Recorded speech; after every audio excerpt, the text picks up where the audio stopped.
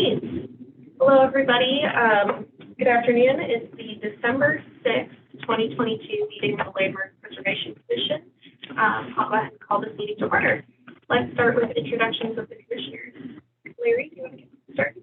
I'm Larry Sykes. I'm an architect, and I was nominated by History Colorado. I'm Erica Warzel. I'm an architectural historian and preservation consultant nominated by the community at large. Kelly Wemple. I'm an architect nominated by the American Institute of Architects. I'm George Dennis, retired law enforcement and nominated by History Colorado. Ann Wattenberg, I'm an architect nominated by the American Institute of Architects. Graham Johnson, general contractor nominated by the Denver Planning Board. Oh, yeah. I'm Jen Cavetta. I'm landmark preservation staff. All right. So we don't have any meeting records on review today. Moving forward, at the beginning of every meeting, we like to reserve some time for public comment. If there's anyone online who'd like to make a public comment, please use the hand raise button at the bottom of your screen. If you're joining us by phone, you can dial *9, and that'll go ahead and raise your hand as well. And this is not for any projects that's going to have a hearing or be on design review today. This is just for preservation matters in general. Not seeing any hands raised. Okay. And we don't have anyone here by phone, just us. We're the phone. Great. Okay. There's some audio tips here for anyone joining us virtually. We go ahead and recommend that you open up your audio settings in Zoom and add the background noise suppression. There's this additional menu that allows you to do that. That way, if we're rustling papers and such, it would hopefully help you hear us a little bit clearer. So go ahead and make those adjustments as necessary so that you can hear us best during the meeting. And all right, we do have 3 items on the consent agenda today. Were there any questions for staff or anything that needs to be pulled off? I had one question for staff, I guess it'd be for Brittany, about the McNichols signage in Civic Center. So I was wondering on that, the wall signs that are shown to go next to the doors, really, I think it's just at one door. I didn't see anything about how that connects to Turkey Creek sandstone. It says that that's by the signage fabricator, and I was wondering if there have been any discussions of how those would be attached, or if there's anything in our COA, if this were to be approved, that indicates they need to be minimize the number of attachments. My computer crashed, so I can't pull up the plans currently.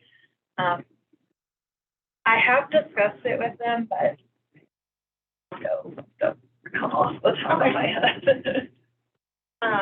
Well, I hate to do this, but then maybe there's no standard language regarding attachment of signs to these 3 buildings in our COA. We can always add it, but would that be a condition? Would be. I just wanted to make sure sometimes there's stuff in our COAs that it's just like standard language. That's not one of them. Okay. I hate to do it, but I guess I'd like to pull that off consent just to talk through that. Anything we need to do? Any other questions?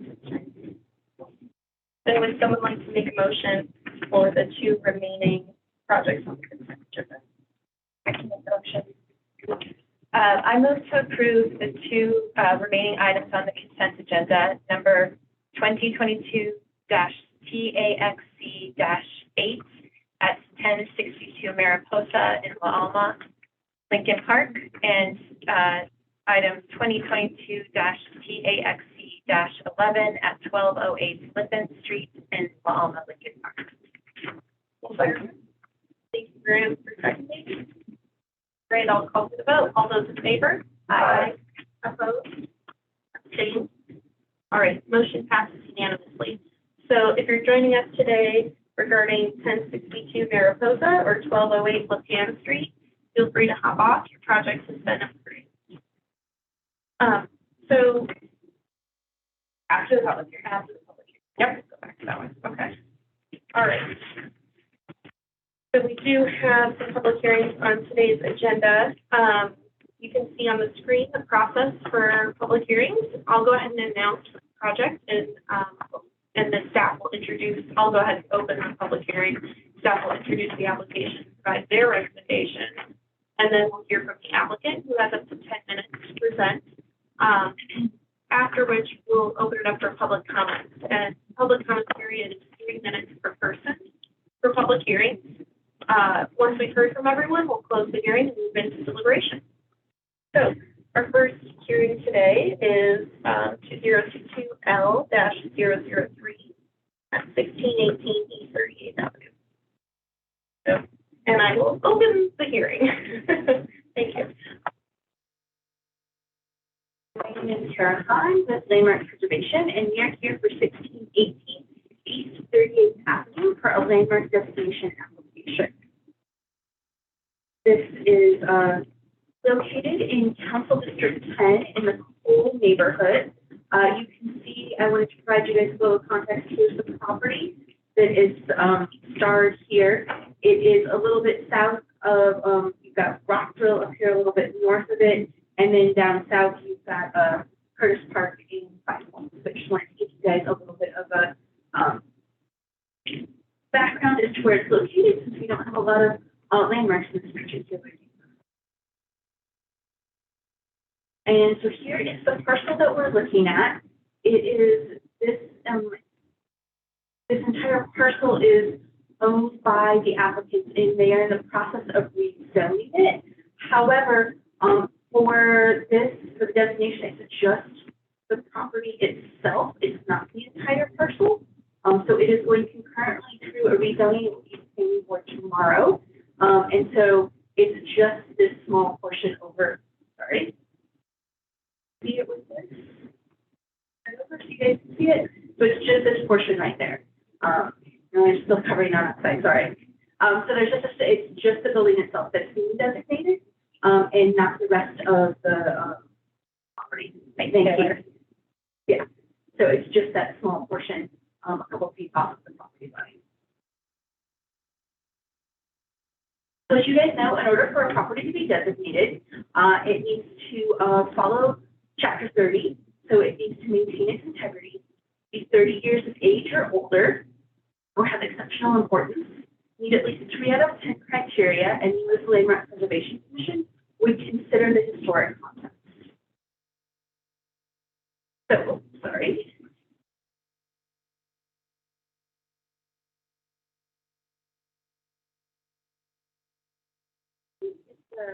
Little buttons. They're right here. Down the bottom. Yeah, they hit. Sorry. Yeah.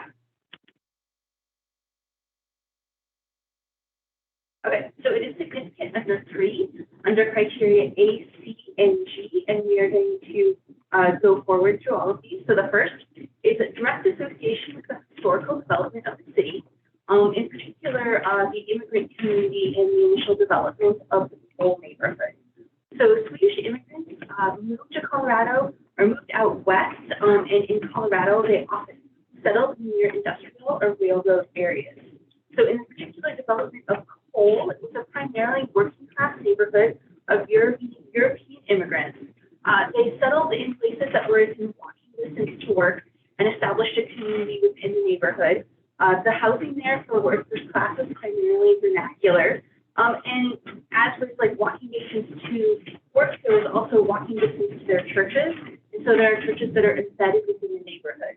And this working class community built a church that really reflected sort of their vernacular working class roots. And so this is a vernacular building that reflects the community and the Swedish population that lives there. So it's the Swedish Lutheran Church. It was established in 1888, and it ran through about the 1950s. When we started to see the Swedish population move out of the neighborhood and the demographics began to change, it was a primarily Latino neighborhood, And so the building served as a Spanish Seventh-day Adventist church. And then, as you saw, another shift in population, it became the Rising Star Baptist Church, which reflected the primarily African-American community that lived in the neighborhood. And so this has been a small vernacular church. It reflects the development of the whole neighborhood, and that the church itself has changed uses or changed congregants as the neighborhood demographics have changed. And so this is a building that is directly associated with the historical development of the city and of the whole neighborhood.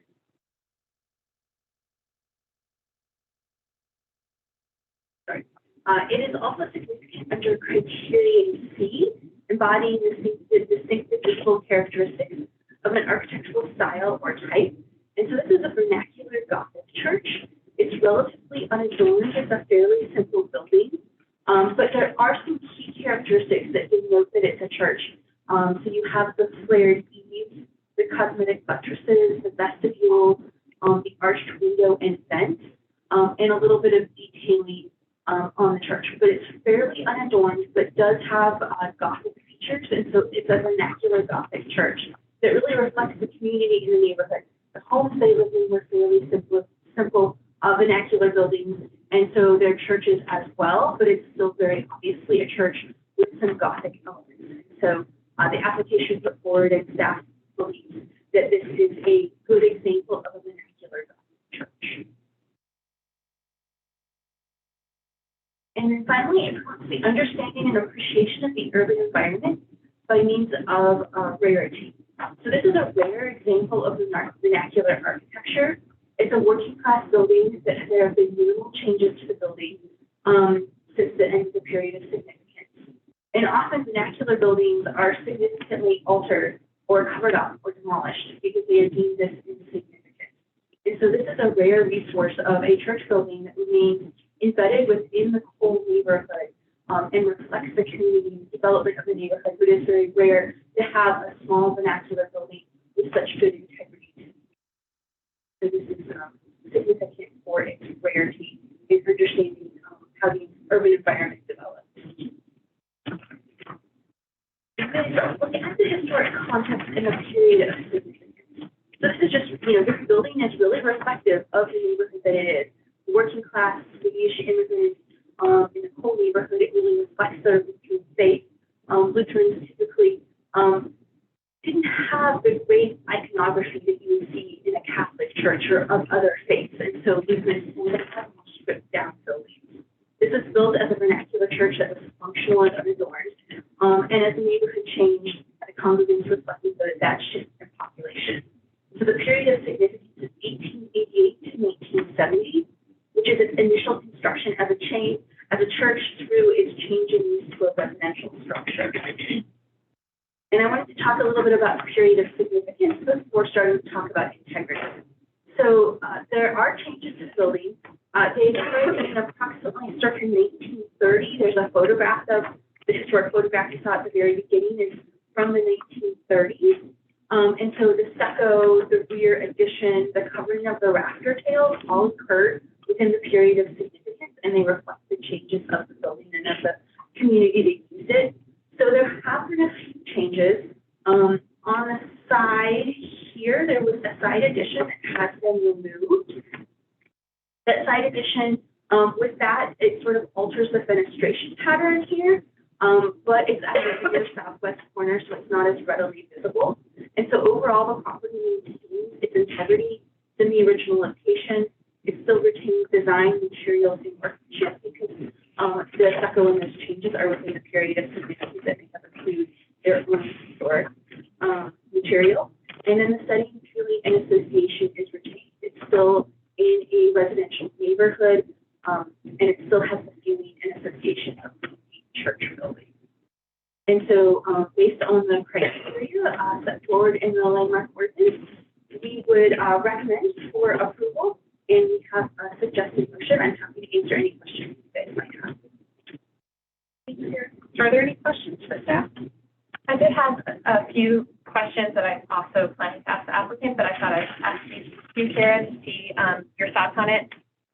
The period of significance, its reference is ending in 1970 due to its changes. residential use. However, the application talks about it being sold in 1980, and that's when it became a residence. So any thoughts? There's a discrepancy there, basically. I apologize for that I did not catch that. I would also, Michael is here, who wrote the application, and we can, Yeah. if it did change use in 1980, it should, the period of significance, I think, should be 1980. Okay. You're correct. Okay. And then finally, just as far as the designated area, it's a little hard to tell from the map because the boundary line's a little thick. But it does include the rear addition, correct? Yes, so it includes, the ground, it should, so it goes the length of the, like, Okay. through to the, like, there's a fence. Somehow I can't quite see it, but maybe it's just so small that. All right. So that rear addition is to the south. Yeah, it butts up against this other property line, and so it should encompass the rear addition. Sometimes the actual property, and depends on the angle of the Satellite. Yeah. image, yeah. Yeah, okay. And then it goes from the east side, it's also at the property line at the alley, correct? Mhm. And then how close into the building is it from the west? It is relatively close, and I might, 5 feet. yeah, 5 feet. Okay. Okay. Any other questions for Seth? Nope. Is the applicant present? You guys want to go up to the front?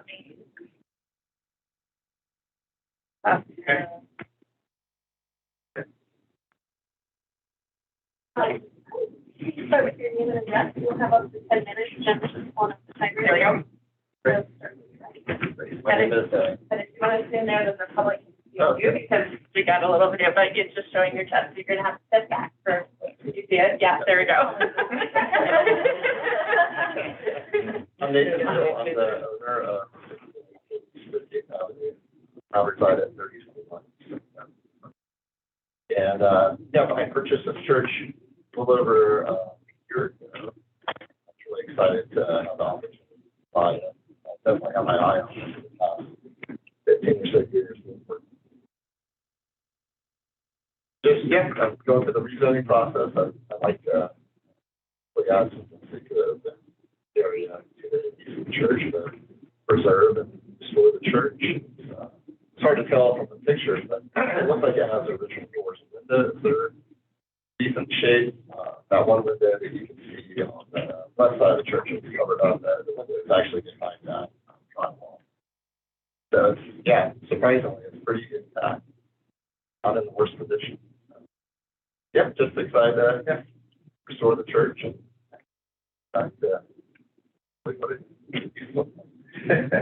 and happy to answer any questions. All right, questions for the applicant?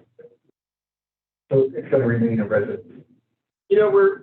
I'm not sure. Either a residence or some kind of commercial use that was fit into the, allowed the next unit. So, yeah, it's currently, when I purchased it, it was used as residence. John Schoenwalter, who's a photographer for the Muskie. It's residence.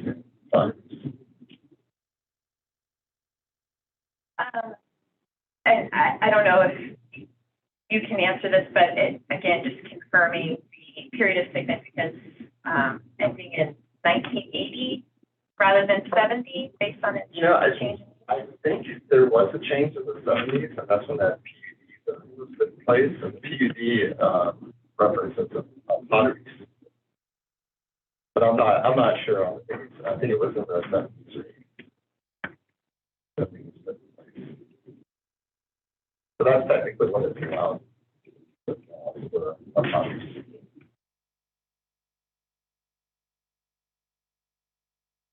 And, yeah, I was just wondering, is it Michael Flowers did the report? Did you know about the period of significance?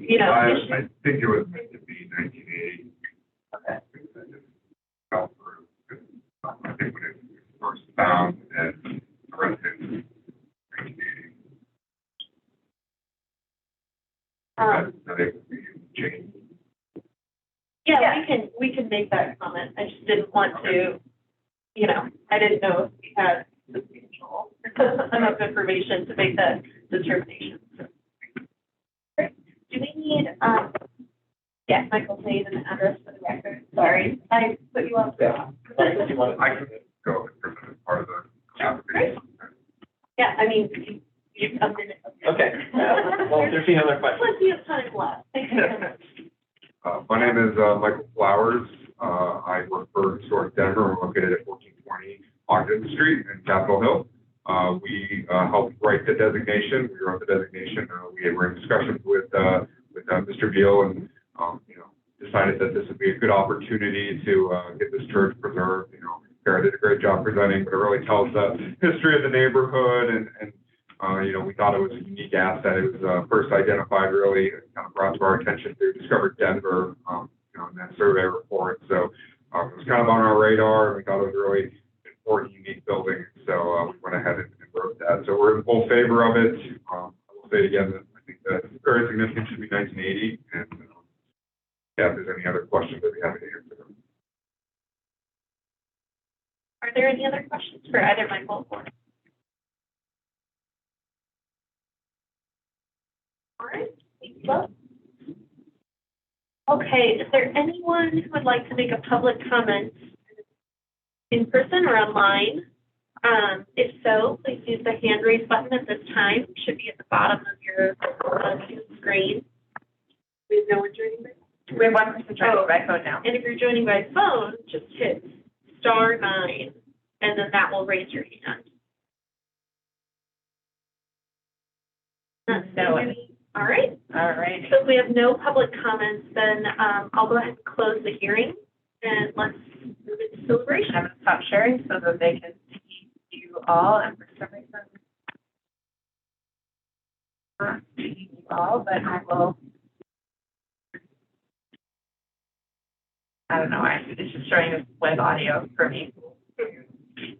Sure. Yeah. Well, while you guys work through that, Kara, did you have some recap? I did, so yes, Erica, you are correct, it should be 1980. The Rising Star Church was there in the late 70s, and then 79, and then 80 they sold it. So I apologize for that. I read it so many times, I don't know how I missed it, but you are correct. It does look like the correct period. Good catch. All right, so, commissioners, what does everybody think? I'll start. I would just like to thank both the owner and applicant and Historic Denver for bringing this forward. I think it's a great property. I think it clearly meets the 3 criteria given, and I think that criterion G is always a little interesting one to see how it's going to be applied, but I think this application did a great job of making the case under that criterion. And so, yeah, I would fully support forwarding this on to City Council for recommendation of designation. I'll also just comment that I think this is a great showcase of how the Discover Denver program brings forward these previously unappreciated, unidentified properties. So I think that's a great example of that program, and I know it's continuing to do work, and I hope it continues to do so because it's just great assets to the full city. See a lot of nodding heads. I think this really typifies what we're here to do, because the building is not great and grand, very ornate brick art institutional. It had a firm place in its community, its time, and it still does, and I'm glad it's going to remain there. So yes, I'd be in favor of it, absolutely. Yeah, I agree. I think it meets all of the criteria for designation. The application did a good job of outlining that. So, good support as well.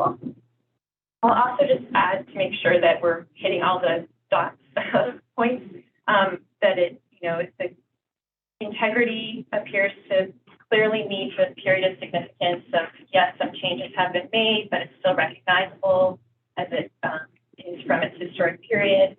And also that the context, again, what the Discover Denver program was able to kind of put together for the whole neighborhood, which is so tied into how this property is historically important. I think that's all of that context was very well put together and much appreciated in this designation. So I think we have all of those things together. So this is a worthy property. Great.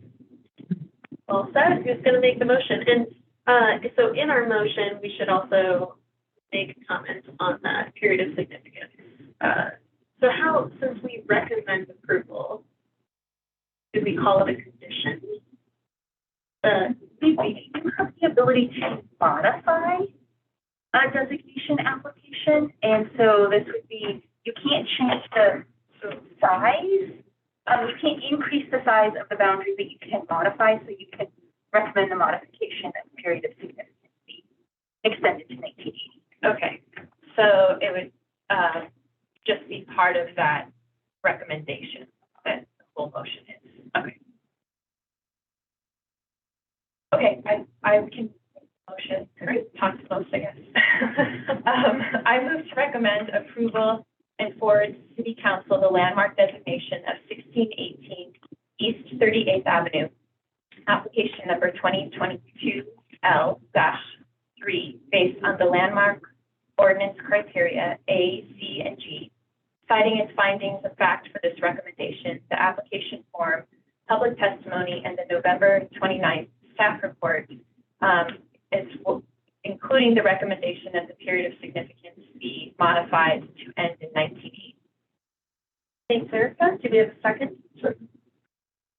Great. Thank you, George. All right. If there's no further discussion on the motion, I'll call for the vote. All those in favor? Aye. Opposed? Abstained? All right. Motion passes unanimously. And this will be forwarded on to City Council. Congratulations. All right. So the next item on our public hearing agenda is actually to set a public hearing. So that's for 2022-LM demo-542 at 155 Humboldt Street. They're proposing to demolish more than 1% of roof, which triggers a public hearing. So staff's recommending we set that hearing for January 10th. I would make a motion for that. Madam Chair, I will to recommend we set a public hearing for application number 2022-LM demo-542 on 155 Humboldt Street for January 10th, 2023. Thank you, Grant. Yep. 22. Opposed? First time at the end of the year. Yes. So, you know, first January meeting, understandable. Good catch. Do we have a second? Second. Thanks, Larry. All right.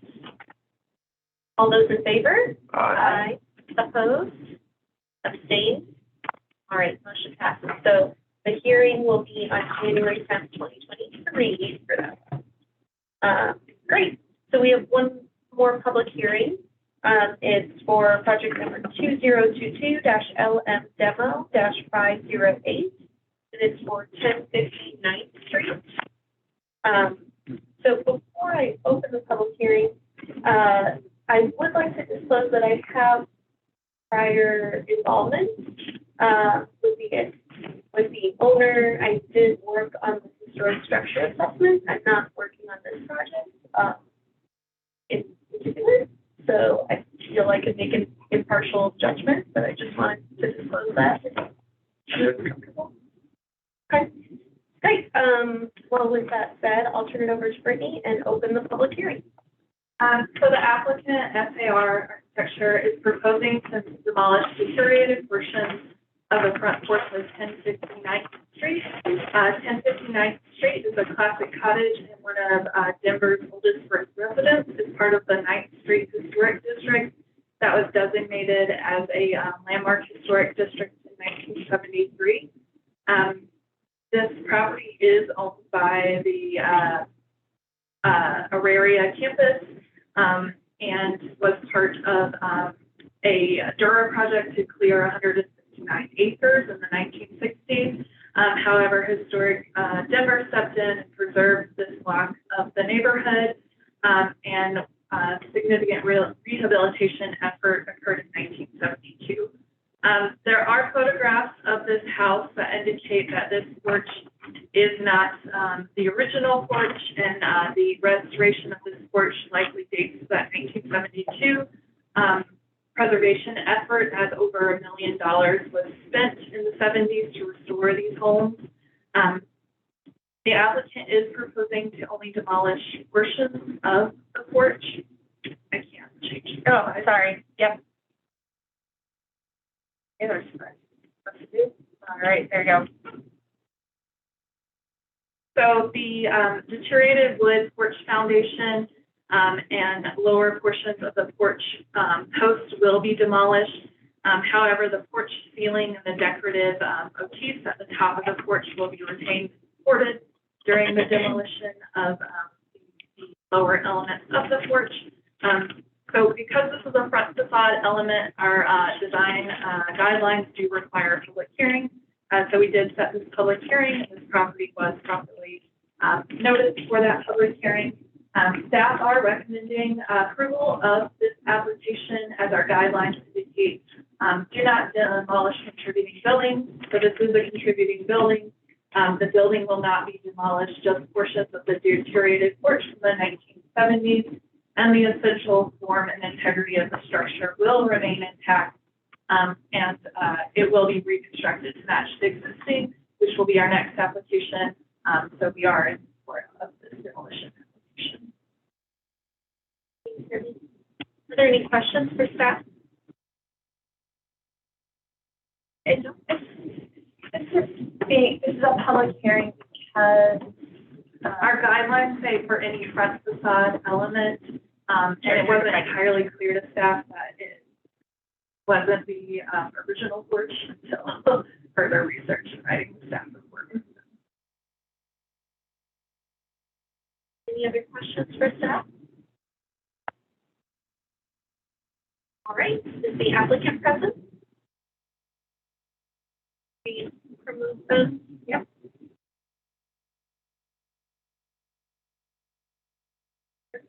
Yes. and Brittany, Dan Craig has their hand up. Is that part of the applicant team? Probably. I'm aware. Okay, probably public comment then.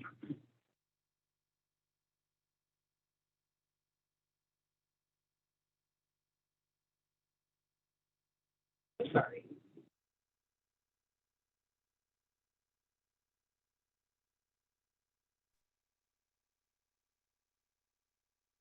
I believe he works for SAR, so, Good, okay.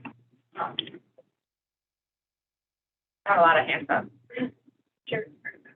Jared is part of the application. Yeah. Hello, this is Jared Minter. I can't hear exactly what's going on in the room, but Dan Craig from SAR should be on the call and can speak to any questions you may have. Great, thanks, Jared. Have we given you permission to speak? Yeah, we're just working on that. Sorry, the mumbling you're hearing is we were trying to figure out who had their hand raised and whether they were part of the applicant team because they weren't on our list. So now I think, Daniel, you have your unmuted and ready to go.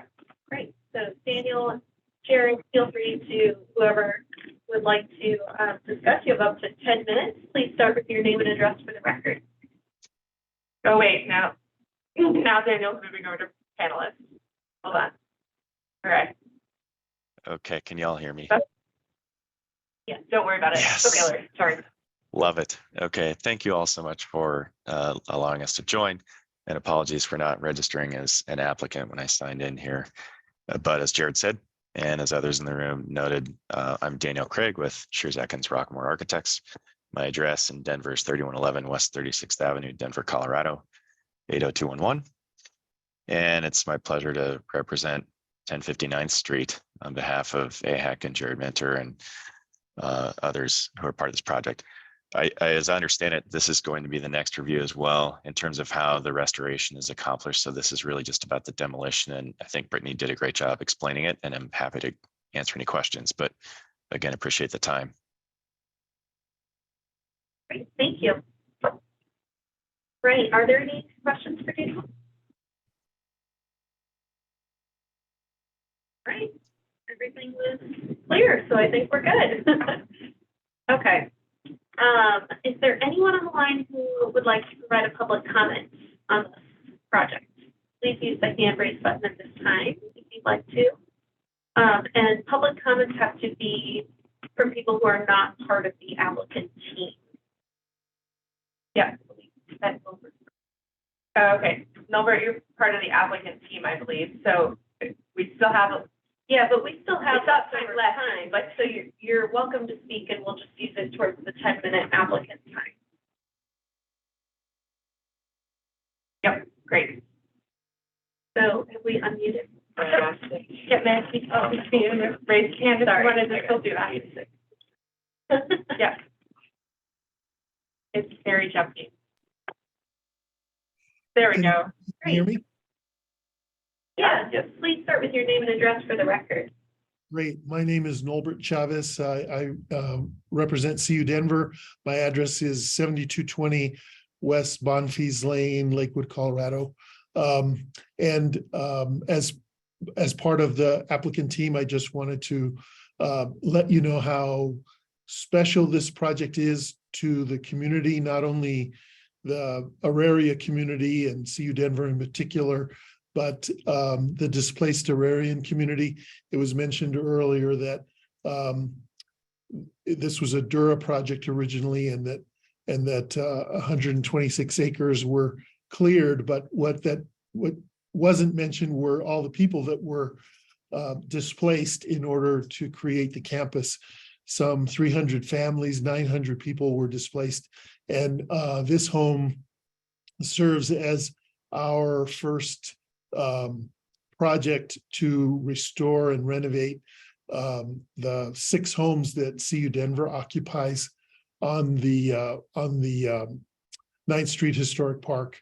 And we're sort of following the same process that Historic Denver did back in the 70s. We're starting with this one home as our demonstration project, and inviting the community to participate in that process, and then move on to the other 5 houses as we make our way through. But we had a blessing recently where 65 community members came, and we all laid our hands on the house to bless the progress, bless the renovation and our intention. And so it's really a very meaningful project, a very meaningful restoration, and we're very proud to be working on it, and we ask for your support.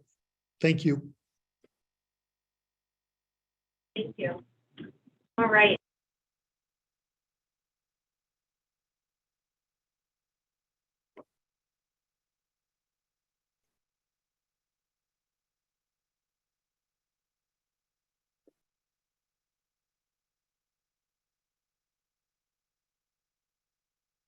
Okay, sorry, everybody. We're having some technical difficulties, and accidentally we were muted.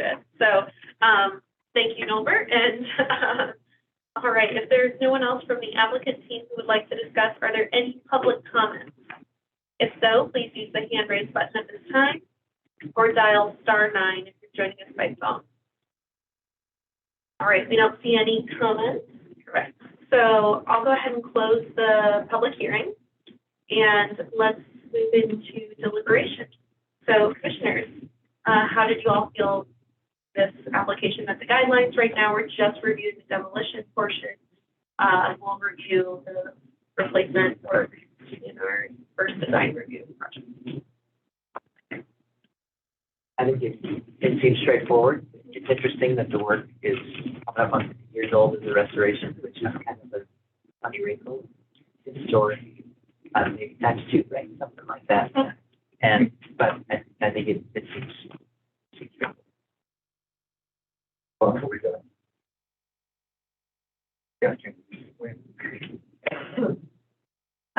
I did have a question that I neglected to ask Brittany.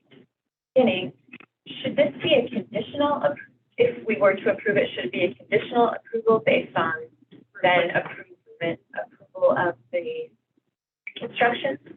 I mean, it's stated in our ordinance that we can't release something for demolition until a replacement plan is approved. We have gone back and forth on whether or not we do just straight approval or conditional approval, so I see. I think it's generally safer to initially approve it. That's how we typically see those. Yeah. All right, it sounds like we're all in agreement. The application did a good job of showing, the deterioration and that it warrants, in-kind replacement, so. Great, who would like to make the motion? Thank you. Madam Chair, I move to conditionally approve application number 2022-LMDEMO-508 for the porch demolition at 1050 9th Street as per design guidelines 2.58 character defining features for the 9th Street Park Historic District, presented testimony, submitted documentation, and information provided in the staff report with the condition that an approved replacement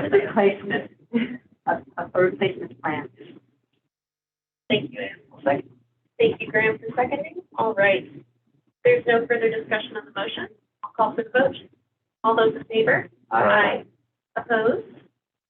Abstained? Great. Motion passes unanimously, and the demolition is conditionally approved. So, since I had pulled off one item on consent, that'll start, right? The first one. Yeah, okay. So we're going to move into our design review process. So I'll go ahead, and this is very similar to our public hearing process.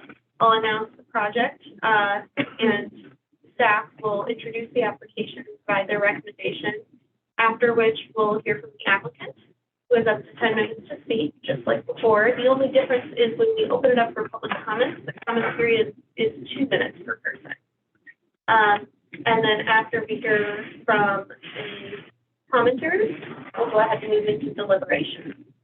So the first project we're going to hear today is the project I pulled up, which is 2022-COA-560 at 144 West Colfax Ave. Sorry for the really quick flipping through. There you go.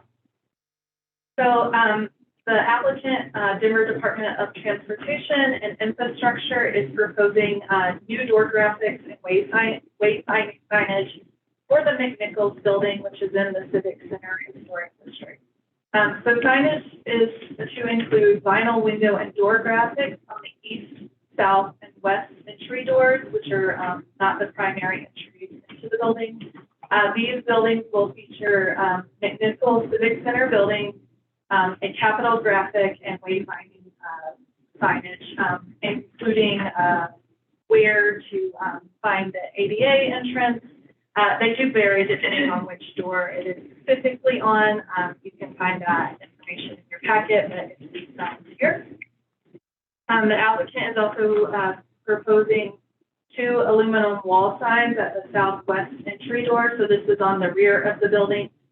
So 1 inch, 1 foot by 4 inch by 4 and a quarter inch sign to provide wayfinding information, and a push button to contact building security. So that sign is this sign here. The page that this sign is on, which I believe is 2.9A, does indicate that this sign will be attached to the building with VHB tape and construction adhesive. Again, apologies, I couldn't pull that up during the consent agenda question, but my computer had crashed at that time. And then the push for security will be installed on this call box here, provided that there is enough space.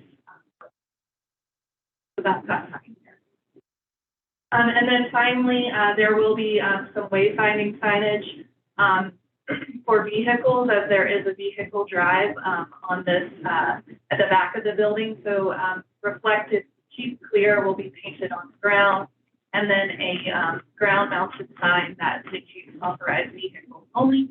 Staff are recommending approval of the signage, as generally speaking, the majority of the signs are wayfinding in nature to indicate where main entries are and how to enter the building. Sign is minimal in nature. The proposed ground-mounted sign is no taller than 5 feet in height, and that is including the posts. The sign itself is very minimal. The majority of the signage will not be illuminated. Our guidelines do talk about not using reflective signage. There will be reflective paint used on the drive aisle.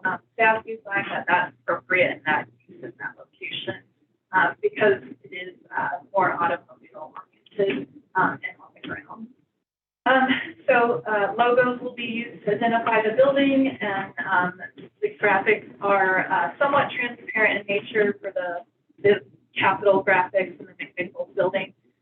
The wayfinding and building hour information is more solid in nature, so that we do feel that that meets our design guidelines for transparency requirements as well. So we are recommending approval of this. Thanks. So my question, I'm guessing I should just move it to the applicant. Any other questions for staff?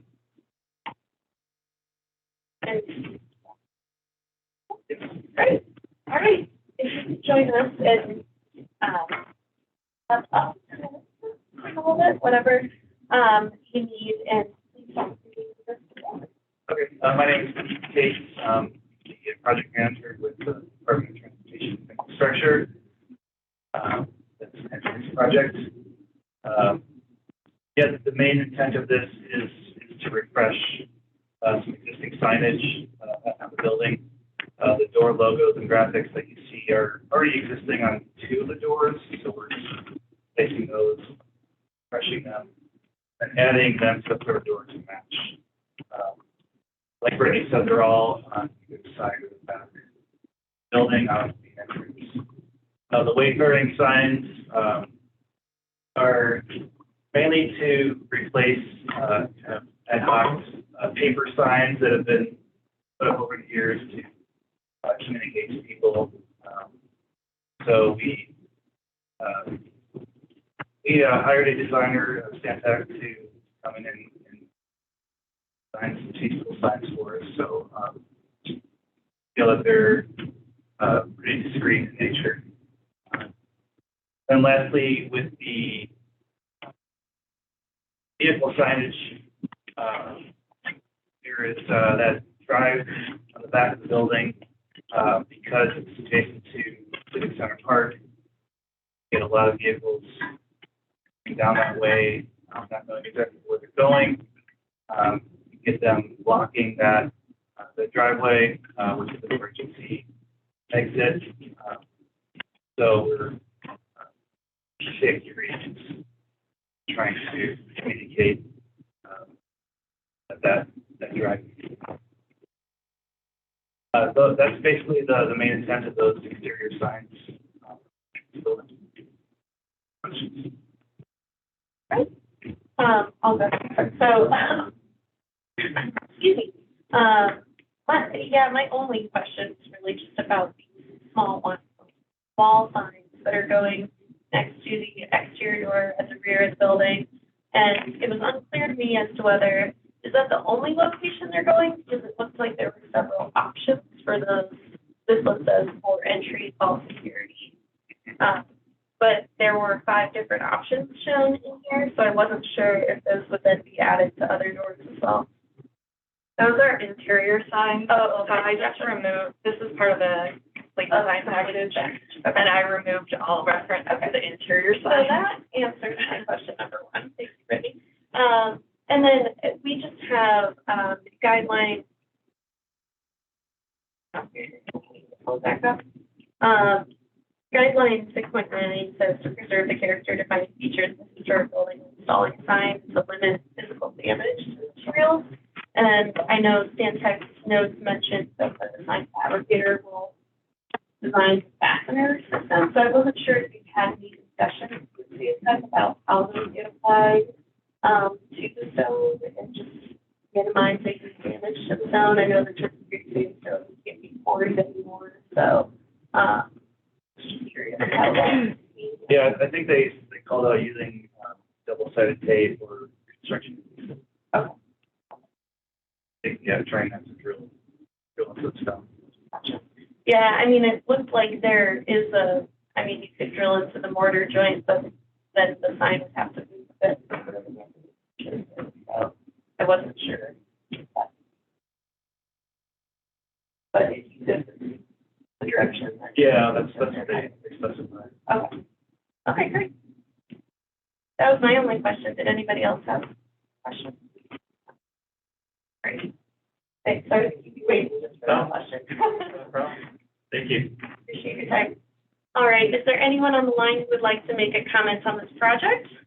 Guessing not, since it's on consent. But if so, please use the hand raise button at this time. All right, answer it. Great. Let's move into deliberation. So, I just wanted to clarify that. It sounds like if they're intending to use this piece of the drill into the stone, I don't have any issues. I wasn't sure if we needed to make a condition or something, but if that's their plan, I'm fine with it. Does say on the sheet, able to look. Did it say it? I missed it. It's on 2.9A. Oh, yeah. Okay. Sorry, I didn't see that. So I don't know if there was any other sign that, I thought that was the only one. That's the only other one than that's going on. Interior. Gotcha. Yeah, oh, I see it. Sorry, missed that one. Okay. Well, then, sounds like we're good to go. Someone like to make the motion? Go ahead and make it. Great. Madam Chair, I move to approve application number 2022-COA-520 for the proposed signage at 114 West Colfax Avenue as per design guidelines 6.1, 6.6, 6.8, 6.13, 6.14, 6.19, character defining features for the Civic Center Historic District, presented testimony, submitted documentation, and information provided in the staff report. Thanks, Larry. Do you have a second? Second. Thank you, Graham. All right. I'll call for the vote. All those in favor? Aye. Opposed? Abstained? All right, motion passes unanimously and the project is approved. Thank you. Okay, so now we'll resume with the rest of our design review projects today.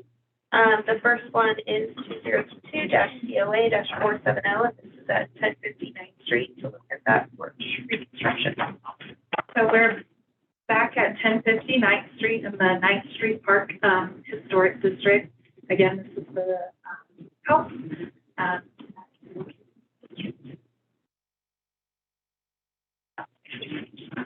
It says I have So the applicant is proposing to reconstruct the deteriorated foundation, porch posts, and porch floor, all with wood elements. The porch will be reconstructed to match the existing conditions. We have a detailed scale drawing showing how that will be reconstructed. Staff do feel that this meets our design guidelines for the porch reconstruction, as only deteriorated elements will be replaced. The porch dates likely to the 1970s historic Denver restoration of the project, and the porch roof will remain intact. In addition to the porch reconstruction,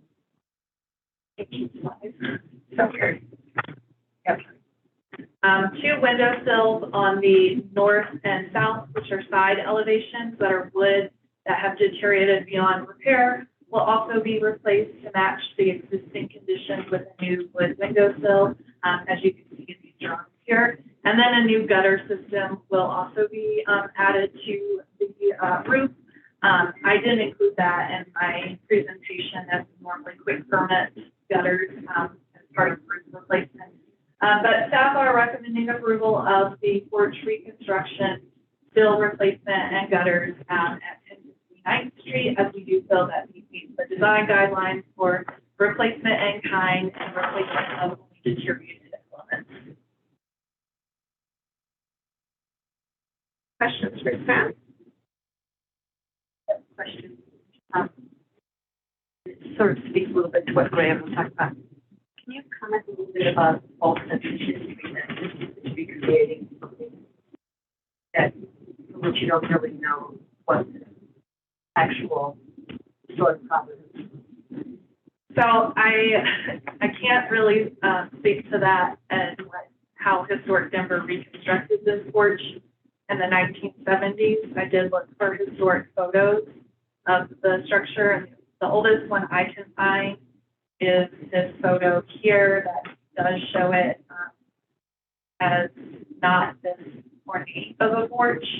However, this photo dates from the 1970s.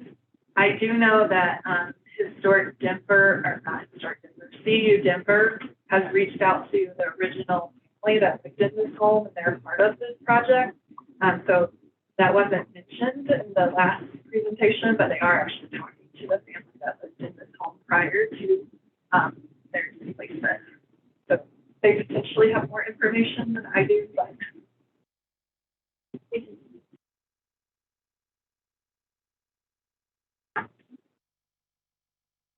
Any other questions? Gosh, that was not what I was trying to do. All right, can we promote the applicant?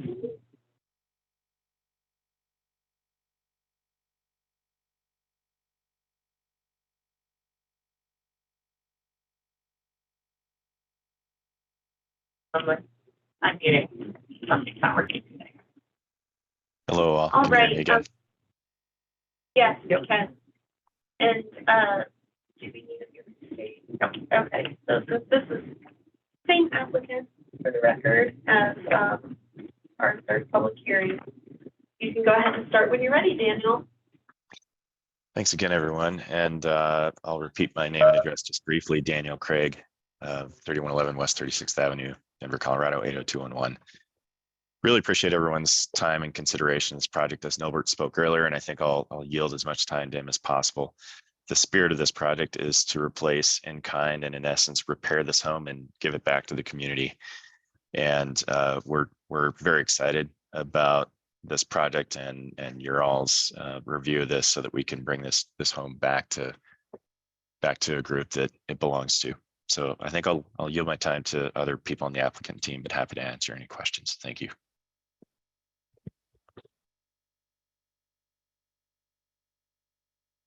Albert Hudson. I don't have any additional comments. Thank you.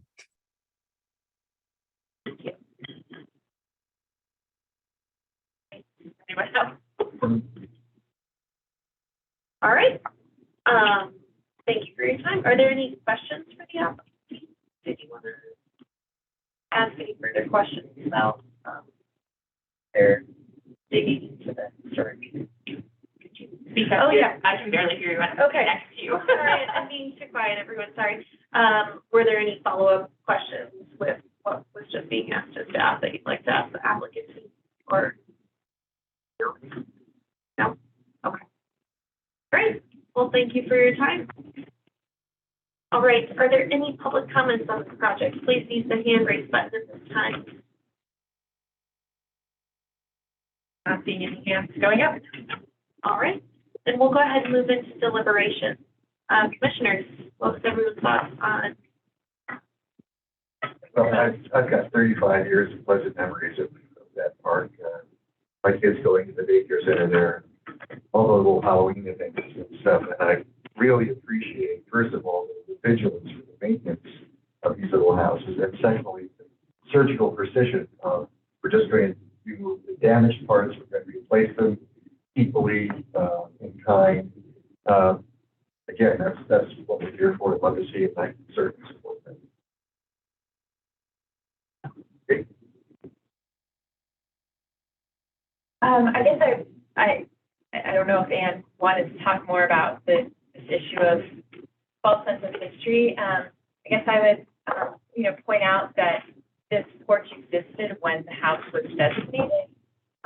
So whether, yes, we don't have the specific information as to what Historic Denver was basing its restoration plan on, although I suspect it was fairly well researched. But I think essentially we're looking to replace deteriorated elements that are already there.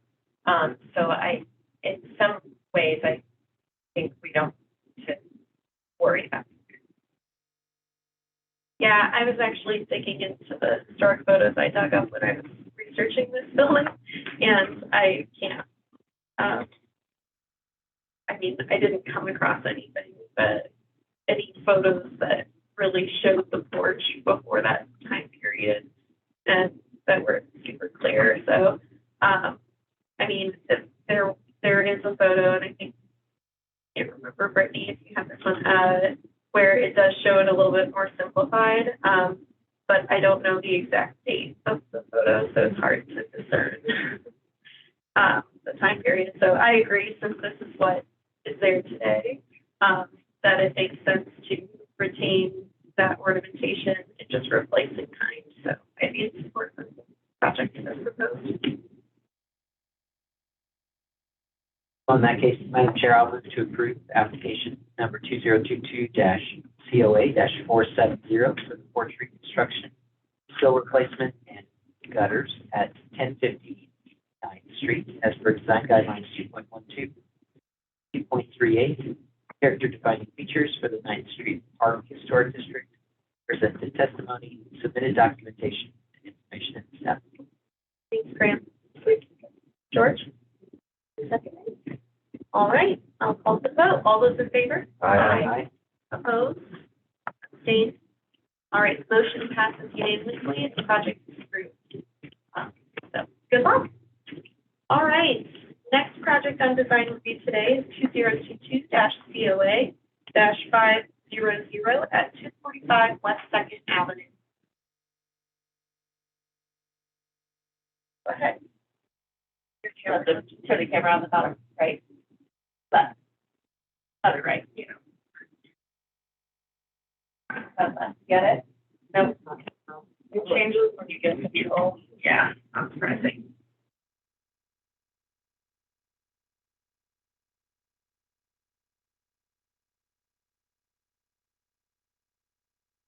That's fine. Sorry. You hover over your image, three dots, and there's no image. That's the problem. I'm going to stop that. All right. That now is it showing up? Cool. There we go. Okay. So this is 245 West 2nd Avenue, constructed in 1903. This is a contributing building to the Secure Neighborhood Historic District. The applicant is requesting to replace 29 non-historic windows and 3 skylights, install an egress window on the back of the house, demolish a historic rear porch, and construct a new one, and install a rear yard wall, as well as install a fire pit in the rear yard.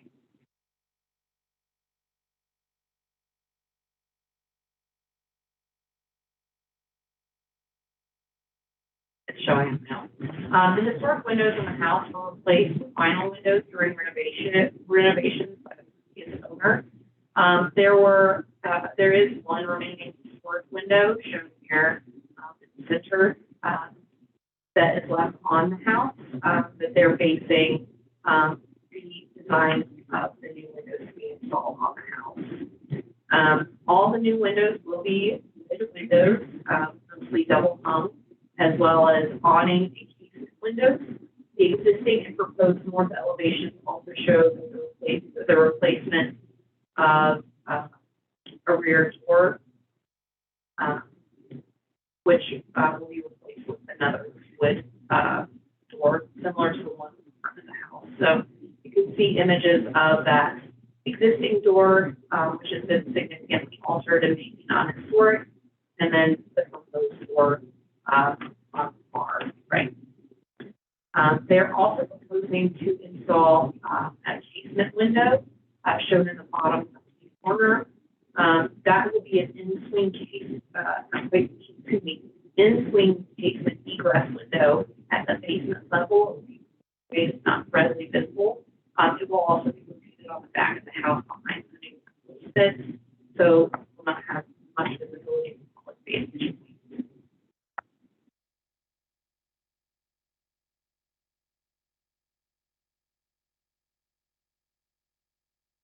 The applicant is proposing to demolish the existing historic rear porch and construct a new porch. The existing historic porch has been altered and its removal may be appropriate in this case. The applicant is proposing to construct a new porch with chamfered footprint and column placement. The gable, it will have a gable on shed roof. The porch will measure 90 feet by 12 feet 4 inches wide by 5 inches in height. Staff have concerns about the complexity of the roof on the porch.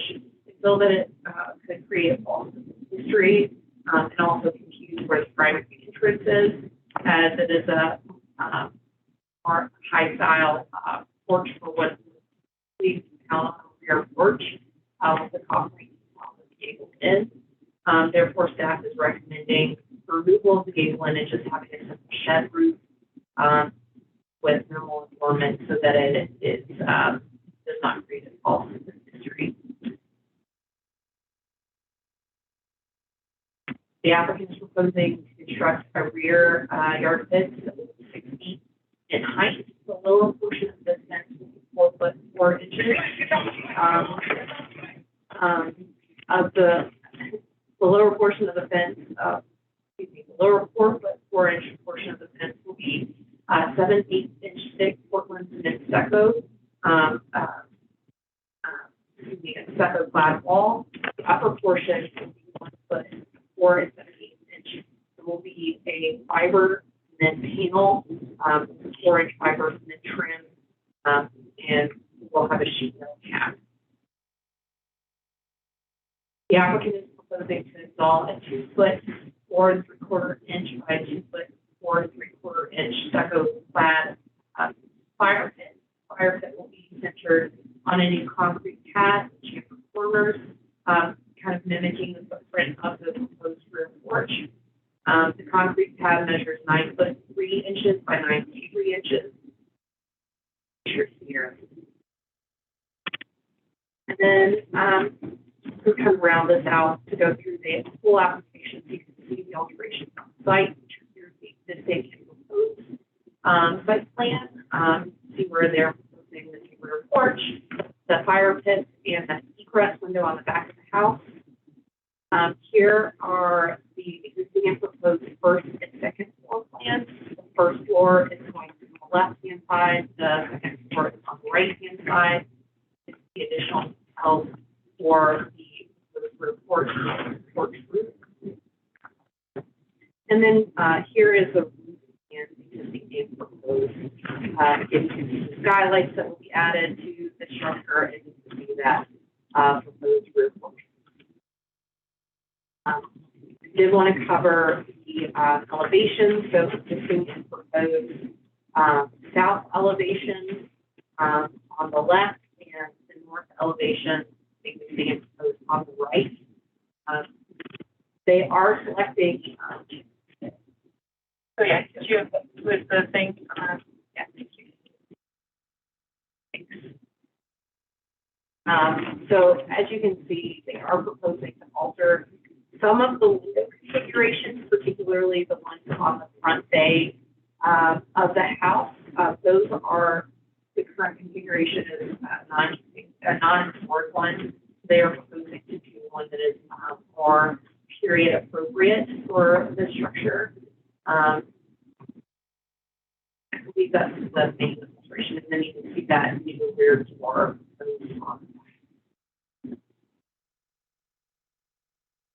This is the west elevation, existing and proposed.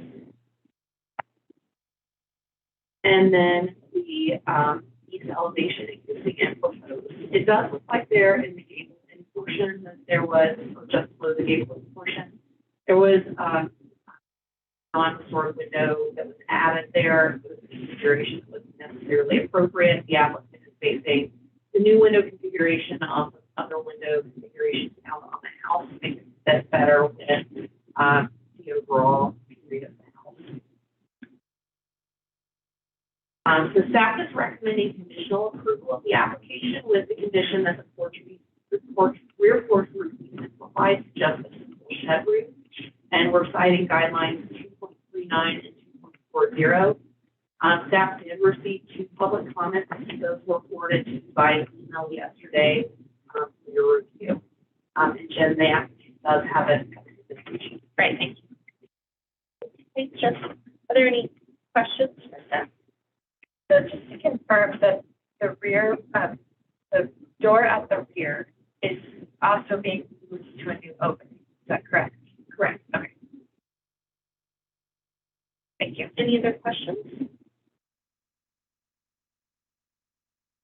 I have a question actually about the cementitious panel that's on the gable end of the porch. And maybe it's a moot question since you're recommending a simplified version. But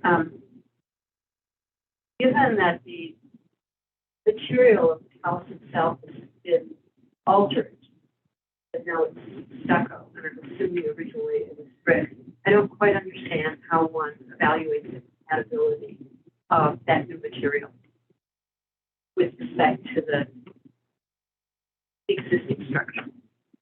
Are you talking about the copper? Yes, I think it's referred as, something that's referred to as cementitious paneling, I believe. Wow. Can you minimize the participants position? I just had it up a minute ago. So here on the screen. Yeah. Yes, exactly. And portion of the porch. That's exactly right. Thank you. So we do allow the use of cementitious materials on the smooth finish. This is a non-historic porch or a historic porch that's significantly altered. You may find that it is appropriate to remove that existing porch because it's been altered. The applicant is proposing on the new porch a modern material which was allowed in the past. They are basing the copper detail on other similar details. Okay, thank you. So the historic details on the front are wood, copper, and these would be cementitious, which would appear to be wood. Thank you. That's great. All right, any other questions? Let's hear from the applicant.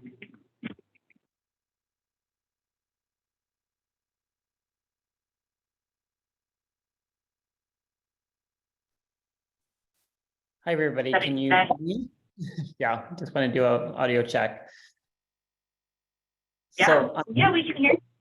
great, thank you. So I'm Kevin Henderson. I'm the owner of the home. So thank you for the time today. I've been in Baker for about 7 years. This is my forever home. So I'm a volunteer at Historic Denver for the past 7 years, doing the walking tours around the city to include Baker.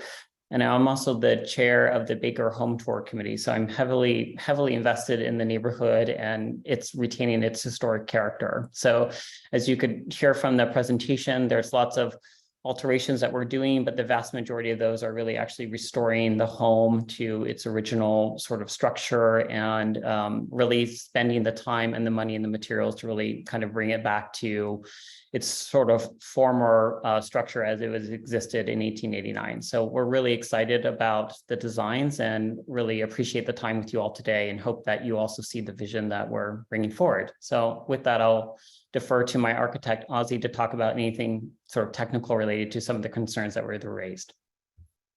Thank you. Thanks. Oh, the Ozzy is there somewhere?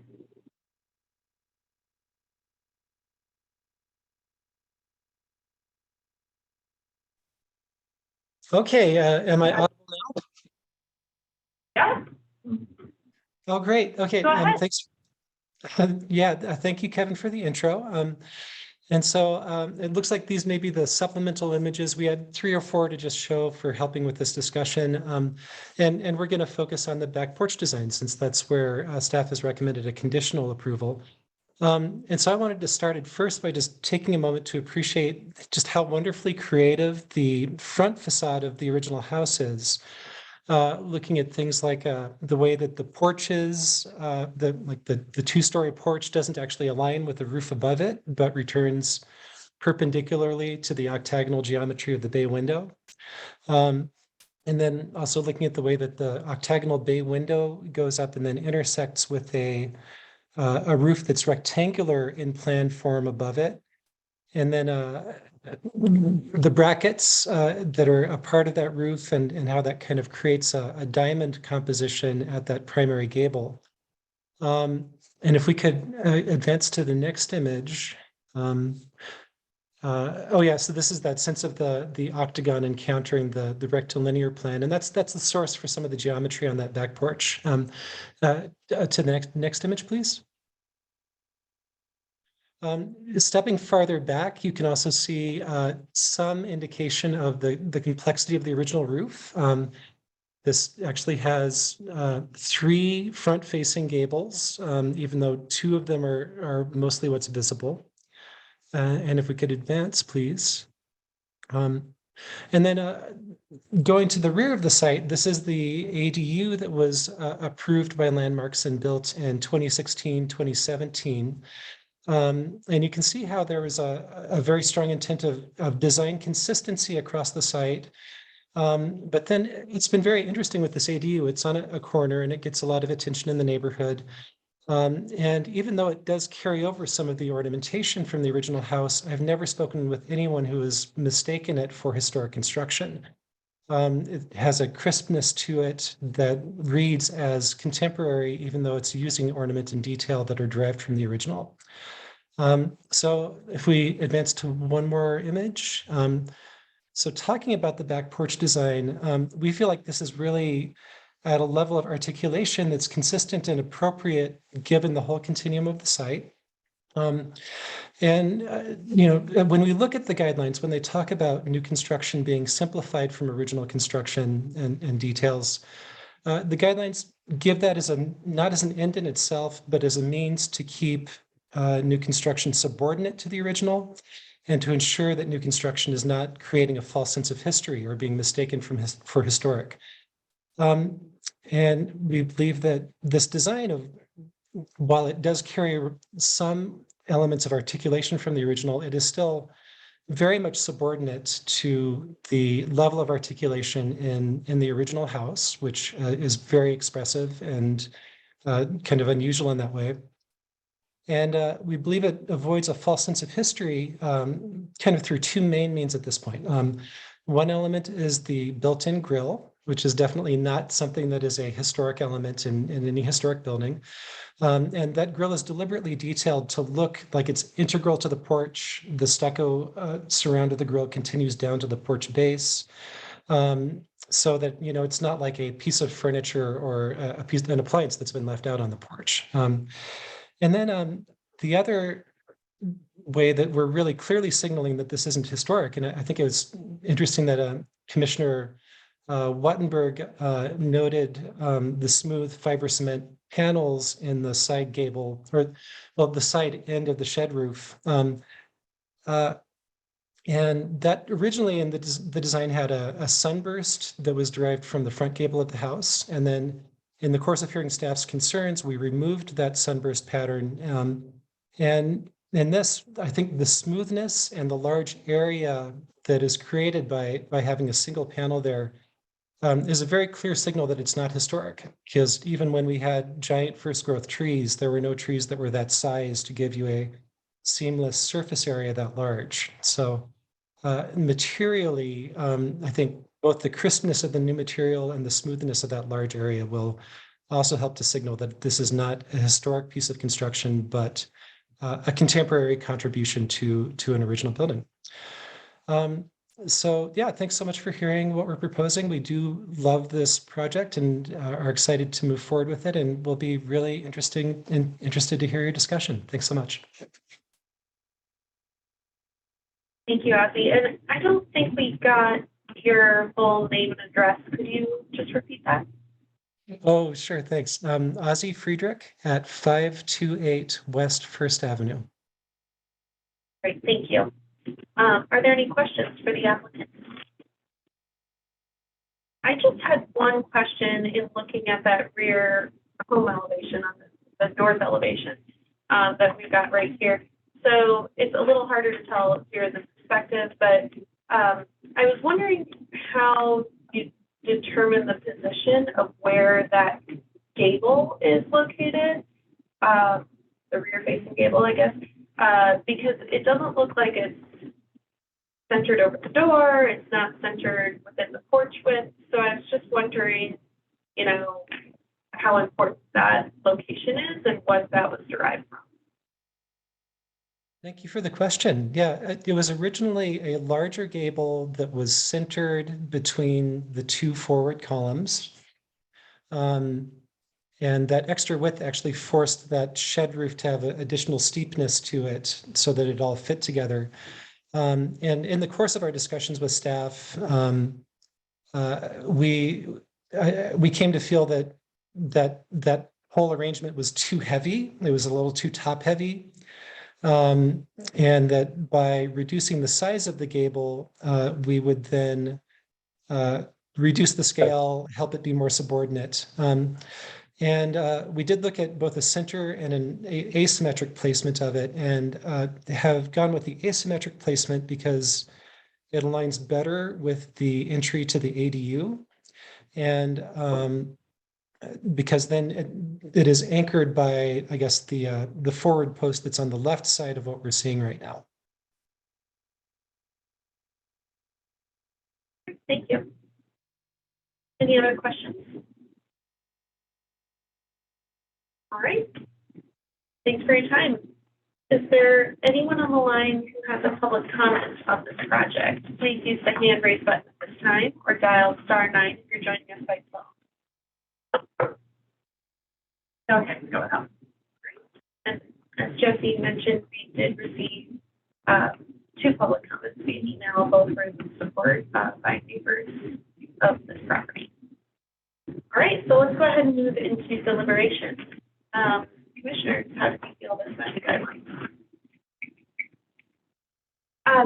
I'd like to just jump in about the back porch, since that seems to be the main topic of discussion we have for us. So one of the concerns about creating a false sense of history is not just putting on an element that might be mistaken for having been there historically, but also the combination of features. And I think that this back porch, that's where this, one of the ways it gets into trouble with the design guidelines, because it's had this roof that definitely could be found on historic buildings in its configuration. Maybe some of the details are simplified as far as on the side, the shed roof portion. But then you have this chamfered, cut cornered base below it. And then as Ozzie pointed out, the integrated stuccoed grill enclosure. And I think all of these combinations together, while some, more sophisticated observers might not mistake it for having been a porch that had that roof originally and then was changed, I think a lot of people could mistake it to be that way. And I think that's, in the end, the design guideline isn't necessarily about guessing the psychology or background of observers, but I think that's where this just gets into trouble. And I agree with the staff's recommendation that the gable on the shed, one, that would be found more on a front entrance. As you pointed out, Kelly, the kind of placement of it also doesn't really match up historically, because it would either be centered or indicating where one enters the porch, if it's offset from the door itself. So all of those factors together, I think it just points to that this would be better. It would meet the guidelines better if we follow the conditional approval advice from the staff to have that gable portion. I get a little stuck on the gable. Also, I think, non-architectural sense, it is sort of edify the entrance to the ADU, make it look a little bit more like the front. And the house is not too big. It has a front and a back. And I think the shed shed roof is more appropriate to the back. The other improvements are great. I think the privacy wall and the fire pit and all that is fine, but the gable just looks like it got lost. And I would agree with staff on shed roof. I'm gonna play devil's advocate because I actually don't have a problem with the gable. Mainly, I mean, I know staff is referencing guideline 2.39 as to, following historic evidence to form a replacement porch. But when I read 2.39, that's really discussing front porches and stoops. It's mentioned in both the main statement and in a maybe referenced in more of it too, but it mentions front porch or stoop, and this is the rear. So I guess I think that if you're looking at the front porch, it's still much more grand. It's a 2-story porch, and the gable on that front porch is much larger. This is a much more modest.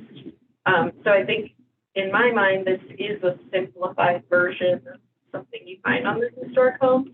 I was worried about the kind of detailing that you had pointed out, Anne, on the gable, rather than having the gable form, but just the detailing on it. But once Ozzie showed the ADU, it really, they have it right there, and I don't think anyone would mistake that as historic. So that kind of made me think differently about that detailing even, because I think that it doesn't have that dimension that the historic detailing on the front of the home has. It references it, but it's much more crisp and modern. So after seeing the photo of the ADU, I kind of started to think, well, maybe I'm actually okay with it as designed. But my only concern was really the placement of the gable, that it just didn't seem to make sense. With that said, I don't think from the right of way you'll really notice that, because you won't really see where the door is placed, but it doesn't really reference how historically you would line up a gable end, as Erica mentioned, which is why I was asking the question. So I guess that's just a friendly comment I have, that, I don't necessarily have a guideline to tie to it, but it just, if it were me, I'd want to relocate that gable to better align with what you find historically, which would be either to center with the center of the door or center of the porch. But because it is the rear of the building, and I think seeing the ADU, I don't think it looks historic. So I'm really confident that this wouldn't be mistaken as historic either. I guess you can bucket it with, it's in the package.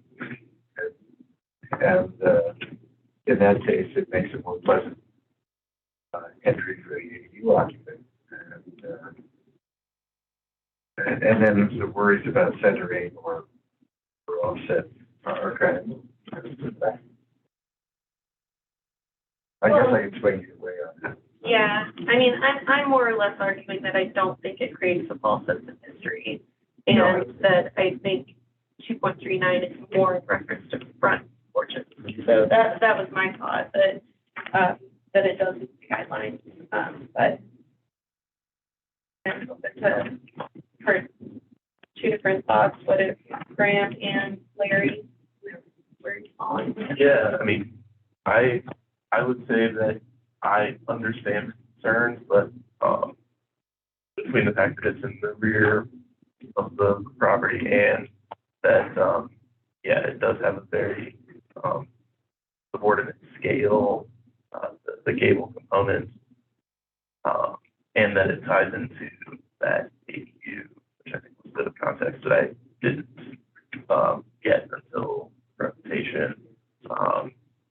I don't feel like, very strongly that it creates a false sense of history either. Yeah, I would.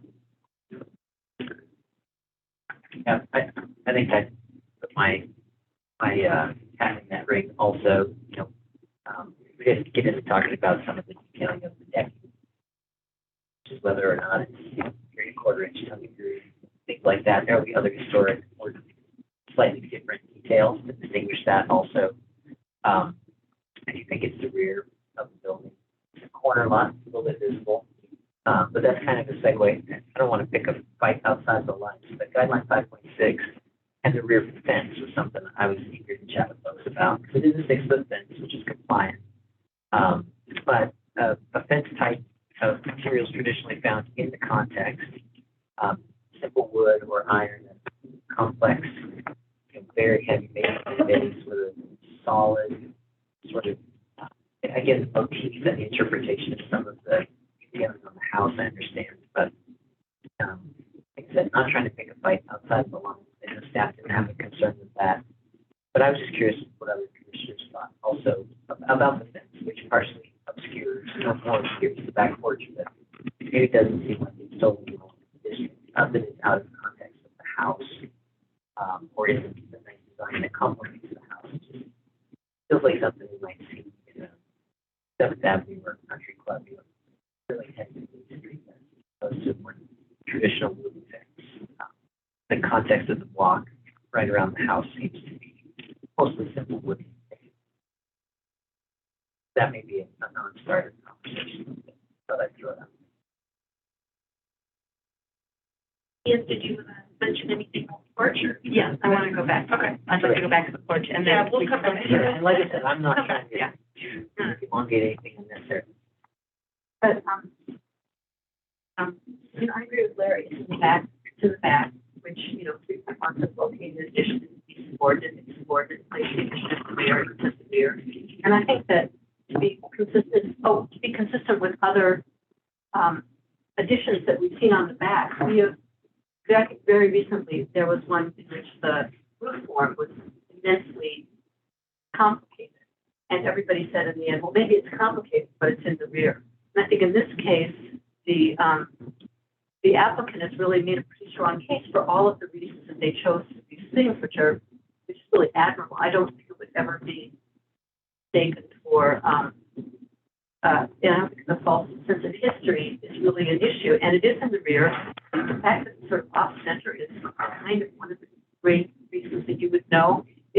But also think when the applicant talked about the front of the building and the sort of folly of the front of the building of the various gable ends, I think this just seems like it's so much in the character of the front of the building without being, without being replicative. So I tend to think that the porch design is fine, which is not to negate the issue of the.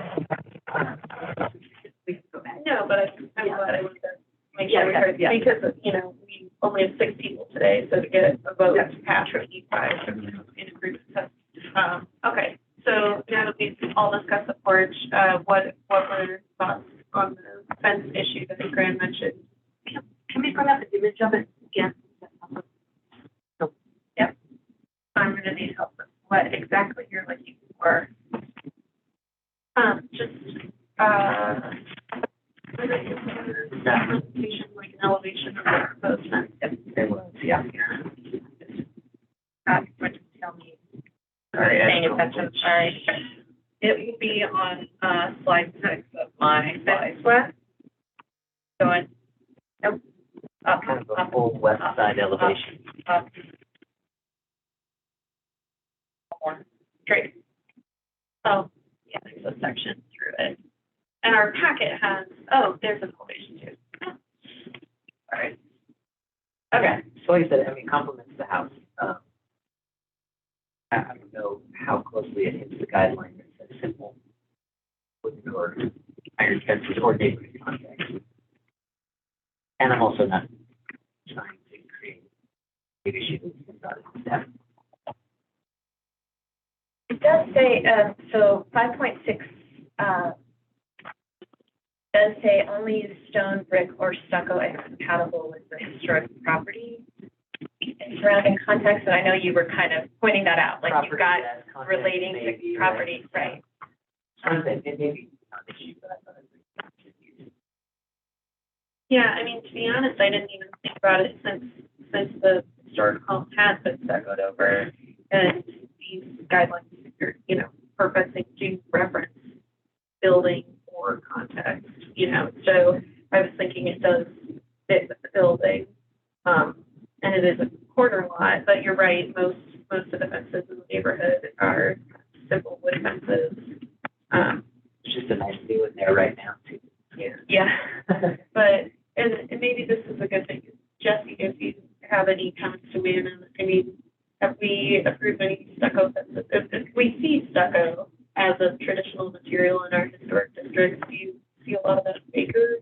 I can't answer to that off the top of my head. We have stucco fences before. I think this staff didn't have concerns about this one because they were referencing material on the house. And then that wood detail at the top was referencing that copper detailing on the rest of the house as well. So it really just kind of fit with the existing site, again, drawing from the, you know, it doesn't necessarily fit in with the overall context. Another thing a factor that came into our thought process on that is that it's a fence, freestanding and it's removable, and it doesn't have an impact on the primary structure or how you understand the site is how this is working. My experience having lived in Baker for 8 years is that the fences are quite eclectic. I mean, the majority of them are wood, but there are, you know, combinations of brick and metal and stucco occasionally, so yeah, I don't feel that it would detract from.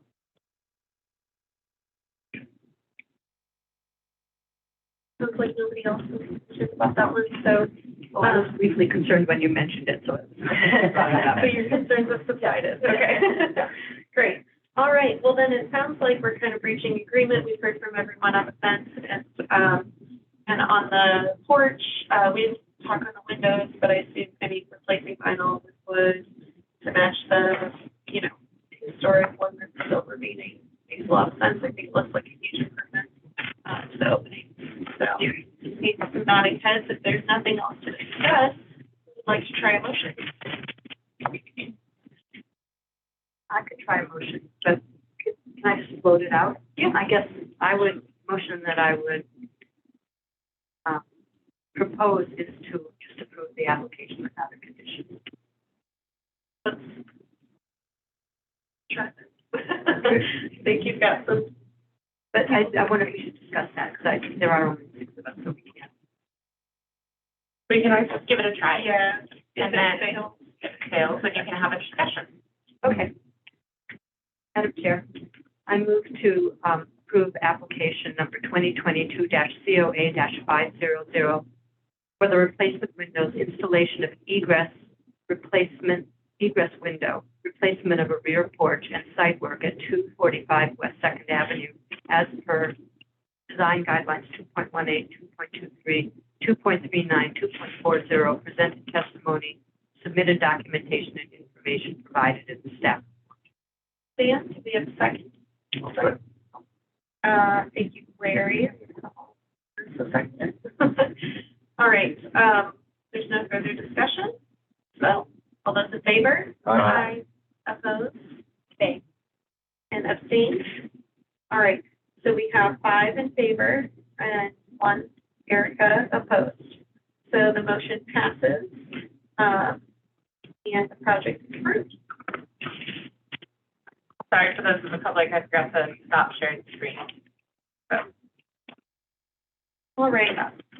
So the next project on our agenda is 2022-COA-504, which is at 3025 California Street. So our next project is in the Curtis Park Historic District. It is a contributing structure constructed in 1888. The period is significant prior to and including 1915 for this portion of Curtis Park. The applicant is requesting to split an existing zone lot that encompasses the historic home and a non-historic garage constructed in 1989, both of which you can see on the screen here, into two zone lots that will create a new zone lot A for the existing historic structure, which is roughly 36 feet, and a new zone lot to the south of the home, which is roughly 29 feet. Because the zoning code does not allow accessory structures on zone lots by themselves, the non-historic 1989 garage will need to be demolished. So the applicant is also proposing to demolish the garage. Staff is recommending approval of the proposed application as the zone lot will create two lots that are typical of the character of the Curtis Park neighborhood, which often has 25-foot lots. Additionally, this lot historically was home to, well, actually, three sister houses were on this zone lot, which was one combined lot and then split into three separate zone lots. So we'll reestablish the neighborhood patterns of allowing single-family development on zone lot B, which it did historically have a sister house to this house and the house to the south, which are all very similar in character, 1.5 stories, classic cottage style. The Landmark Preservation Commission can determine if zone lots have a negative impact on the character of the surrounding neighborhood and make a recommendation of approval on zone lots to the zoning administrator. So staff are recommending that the commission recommend approval of the zone lot and approve the demolition of the non-historic garage. Thanks. Any questions for staff? I just have one question. So your staff brief said that historically there were 3 sister homes, but it looks really tight. Like, so we're just trying to understand. Is this historic? It says existing contributing structure, but it looks like it goes over the property line. Like if you look at the tree. So if you go to the 1929 Sanborn image that is in my map, I have the property in question outlined in red. Oh, okay. And so it has outside that boundary. Yes. Okay. Gotcha. And then the third one is not. Gotcha. Okay. I was like, how did they fit? I assumed the applicant did that as well. He asked about that too. Okay. Good question. Okay, that makes much more sense. I said it the same word. Okay. Great. Any other questions for staff? The applicant present? Presentation. Hello? Can you Hi, guys hear me? yes. Yes, we can hear you. Please start with your name and address. You have up to 10 minutes. Yeah, my name is Andrew Rada with Farm Ethics Real Estate. My address is 1836 South Marion Street in Denver, 80210. So hopefully this shouldn't take long. Just wanted to point out that this the house in question was there during the period of historic significance in 1915. Both Sanborn maps from 1903 and 1929 show that there was a house there at one point in time. We don't know when that house was demolished, but it was demolished before the new garage was built in 1989. And if you go to the next slide, there was actually, I was hoping to avoid this process because it was always 2 separate zone lots, but to build the garage, they needed to combine the zone lots. So they went through the zone lot amendment. And then I just took some picture on the next 3 slides. I just took some pictures of the neighborhood. And you can tell that they're tight, tight lots, and we have right now kind of an anomaly. So I think that the rest of the neighborhood would benefit from going back to the rest of the way the rest of the neighborhood goes. That's all. Thank you. Are there any questions for the applicant? Thank you for your time. Is there anyone on the line who would like to provide a public comment? Please use the hand raise button at this time or dial *9 if you're joining us by phone. No one is raising their hand. No. All right. Not sure. Great. Well, let's move into deliberation. Seems fairly straightforward. Historically, yeah. They changed it, we're changing it back. Makes sense. Yeah, the only thing is it's a shame that to tear down the garage just to make the zone lot. Because it seems like the structure of the doors facing the wrong way. That should be feasible and development, but I don't know where exactly it's placed on the lot. Far back. Yeah. Great. Well, it sounds like we're all in agreement. Seems logical, historically appropriate. So who's going to make the motion? I shot it. Okay. Madam Chair, I move to recommend approval of application 2022C08-504 for the zone lot amendment and approve the garage demolition at 3025 California Street. That's per chapter 30-6 of 5.5 of the Denver Revised Municipal Code. Intent statement 4D of the design guidelines for Denver landmark structures and district design guideline 2.41, character defining features for the Curtis Park Historic District, present testimony, submitted documentation, and information provided in the staff report. Thanks, George. Second. Thank you, Greg. All right. All those in favor? Aye. Opposed?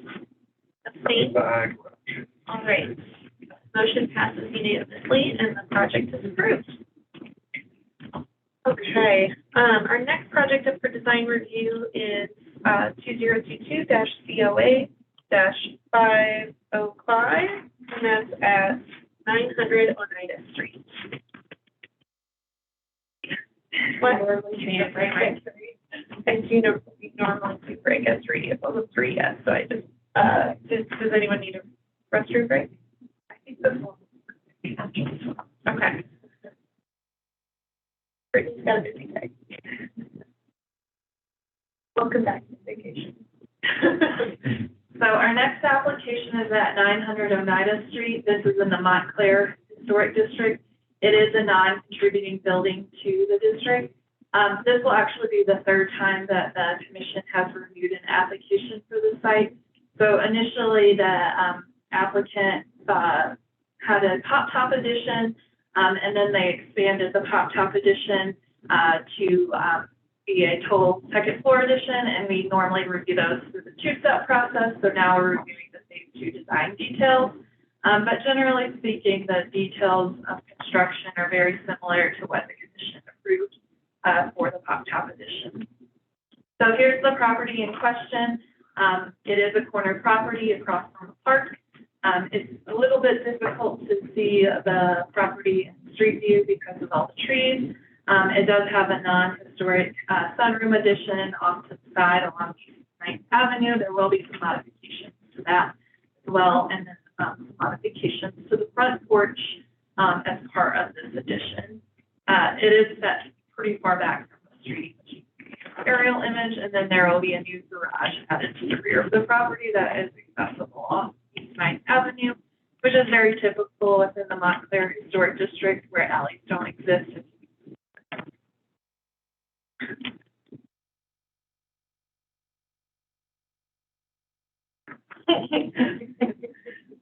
So here's the proposed top addition. So the structure, or the second floor, will be clad in horizontal ship flat siding, which is a knotty cedar siding. It will have a rear deck that has Trex decking on it. The trim on the structure is an engineered wood. The new garage door will be an aluminum frame with glazed roll-up lights that face the interior lot. And then on the along East Ninth Avenue, it will be a wood roll-up door. It will have new asphalt shingles, and all the windows are aluminum casement and fixed operation.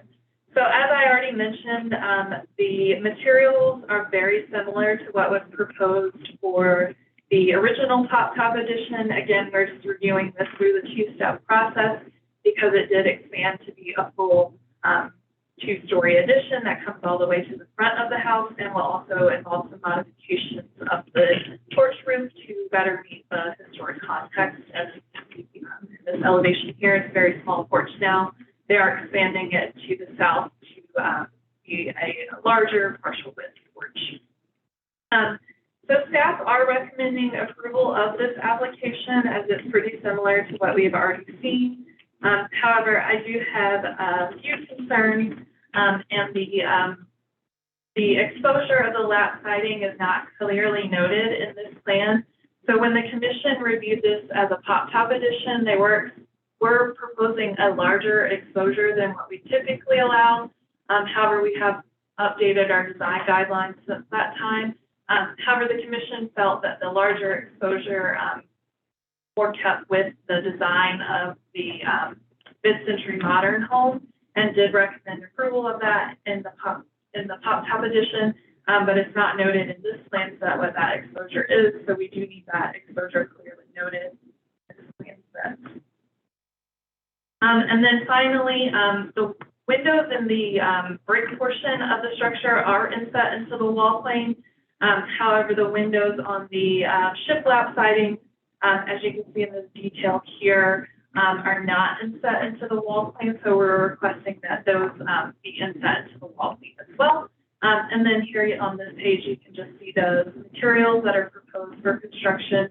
They're all high-quality materials that the commission has approved previously, and appropriate application to where they will be used on the addition. And then I just have an isometric of the home and the garage that you can see. So you can see that wood roll-up door on the garage that faces Ninth Ave. And then on the interior lot, it will be a glazed roll-up door.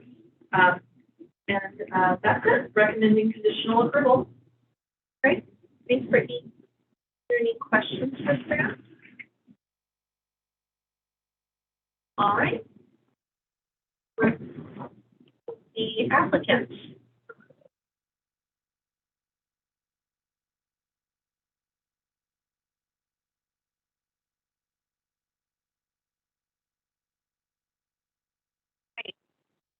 Please unmute yourself, and please start with your name and address for the record. Time is yours. Hi, can you hear me?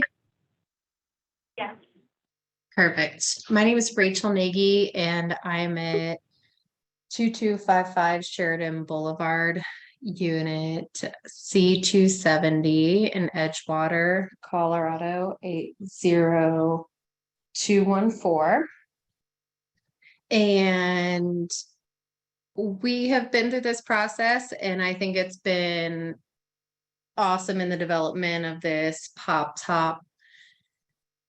With comment to any of the comments made, I understand thorough annotation and showing that the exposure of that shiplap is necessary. Sorry, I keep hearing myself skip in the feedback.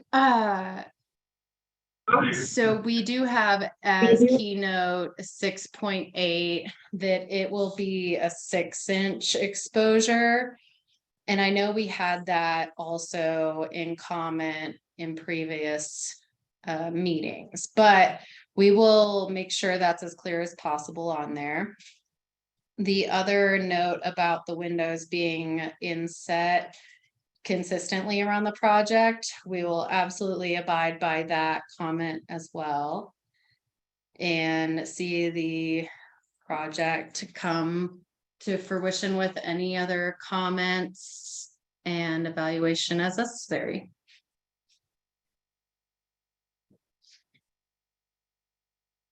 All right, well, thank you. Commissioners, are there any questions for the applicant? I just have a question. So just to be clear, as far as I understand from the elevations, there's no lap siding at all in this project. It's all shiplap where it's wood, right?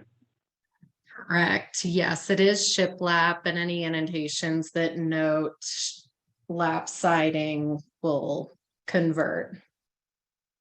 The cut sheet as was displayed further into this package is true to the material we'll be using. Thank you. Any other questions? Thank you for your time. Thank All you. right, is there anyone who would like to make a public comment on this project?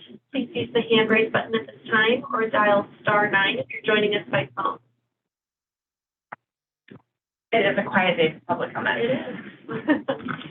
Okay, all right, then let's move into deliberation. So, bring details on the guidelines. Third time's the charm. Seems like that's it up there overview. Always. Yeah, I'd like to make one friendly comment, which is I really want to commend the applicant on the details, because this is one of the most beautifully shown detailed projects that we've seen in a long time, which I really appreciate. That's high honors coming from Annie. Great. I have a question about lap siding, because within the details it shows lap siding details, and I didn't see any shiplap details. But I do agree otherwise, very, very good.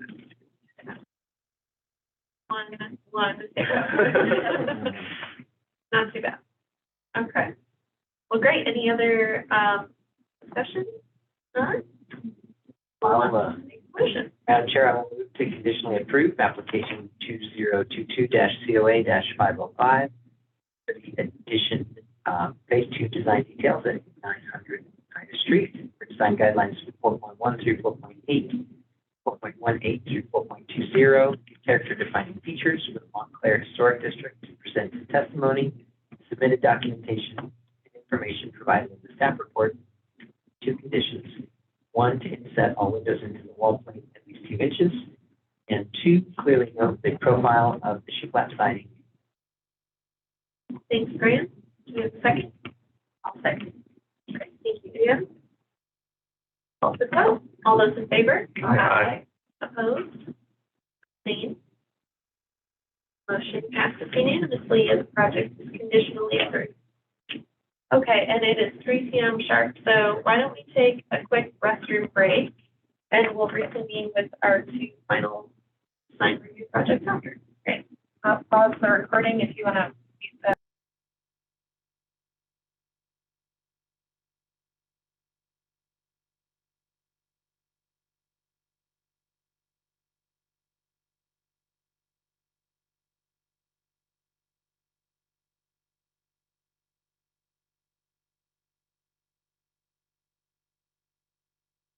I know I work same time.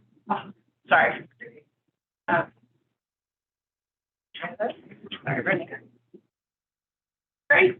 Well, thank you, everybody, for your patience as we took a quick break. Everybody's back, so we'll go ahead and get started. Next project on the roof design review is 2022-COA-522 at 1446 through 1448 Stewart Street. So our next application is for a new phase 1 mass dormant complex for a duplex structure that is 40 feet by 49 feet and 35 feet 6 inches tall. And we'll have a detached garage structure that is 44 feet by 22 feet and a total height of 21 feet 10 inches. This proposed infill is on the property of the A. Spangler House, which is an individual Denver landmark property. On March 1st, 2022, the Landmark Preservation Commission reviewed and approved a zone lot amendment to split the existing lot into two zone lots that would allow for this development to the north of the Spangler House. While the zone lot amendment changes the buildable footprint, the Denver landmark designation boundary did not change. So therefore, we are reviewing this new infill duplex structure today. So here you can see the proposed Spangler House, and the Spangler House is on this lot here. And then the proposed duplex will be built to the north of that on the new lot, where there is an existing garage that the commission approved for demolition. So here is the proposed building footprint. This will set back to match the alignment of the Spangler House. However, as this neighborhood has these older properties that were built by William Lang and then some later structures from the 1950s, the setback does vary quite significantly in this neighborhood. So the applicant is matching the setback of the Spangler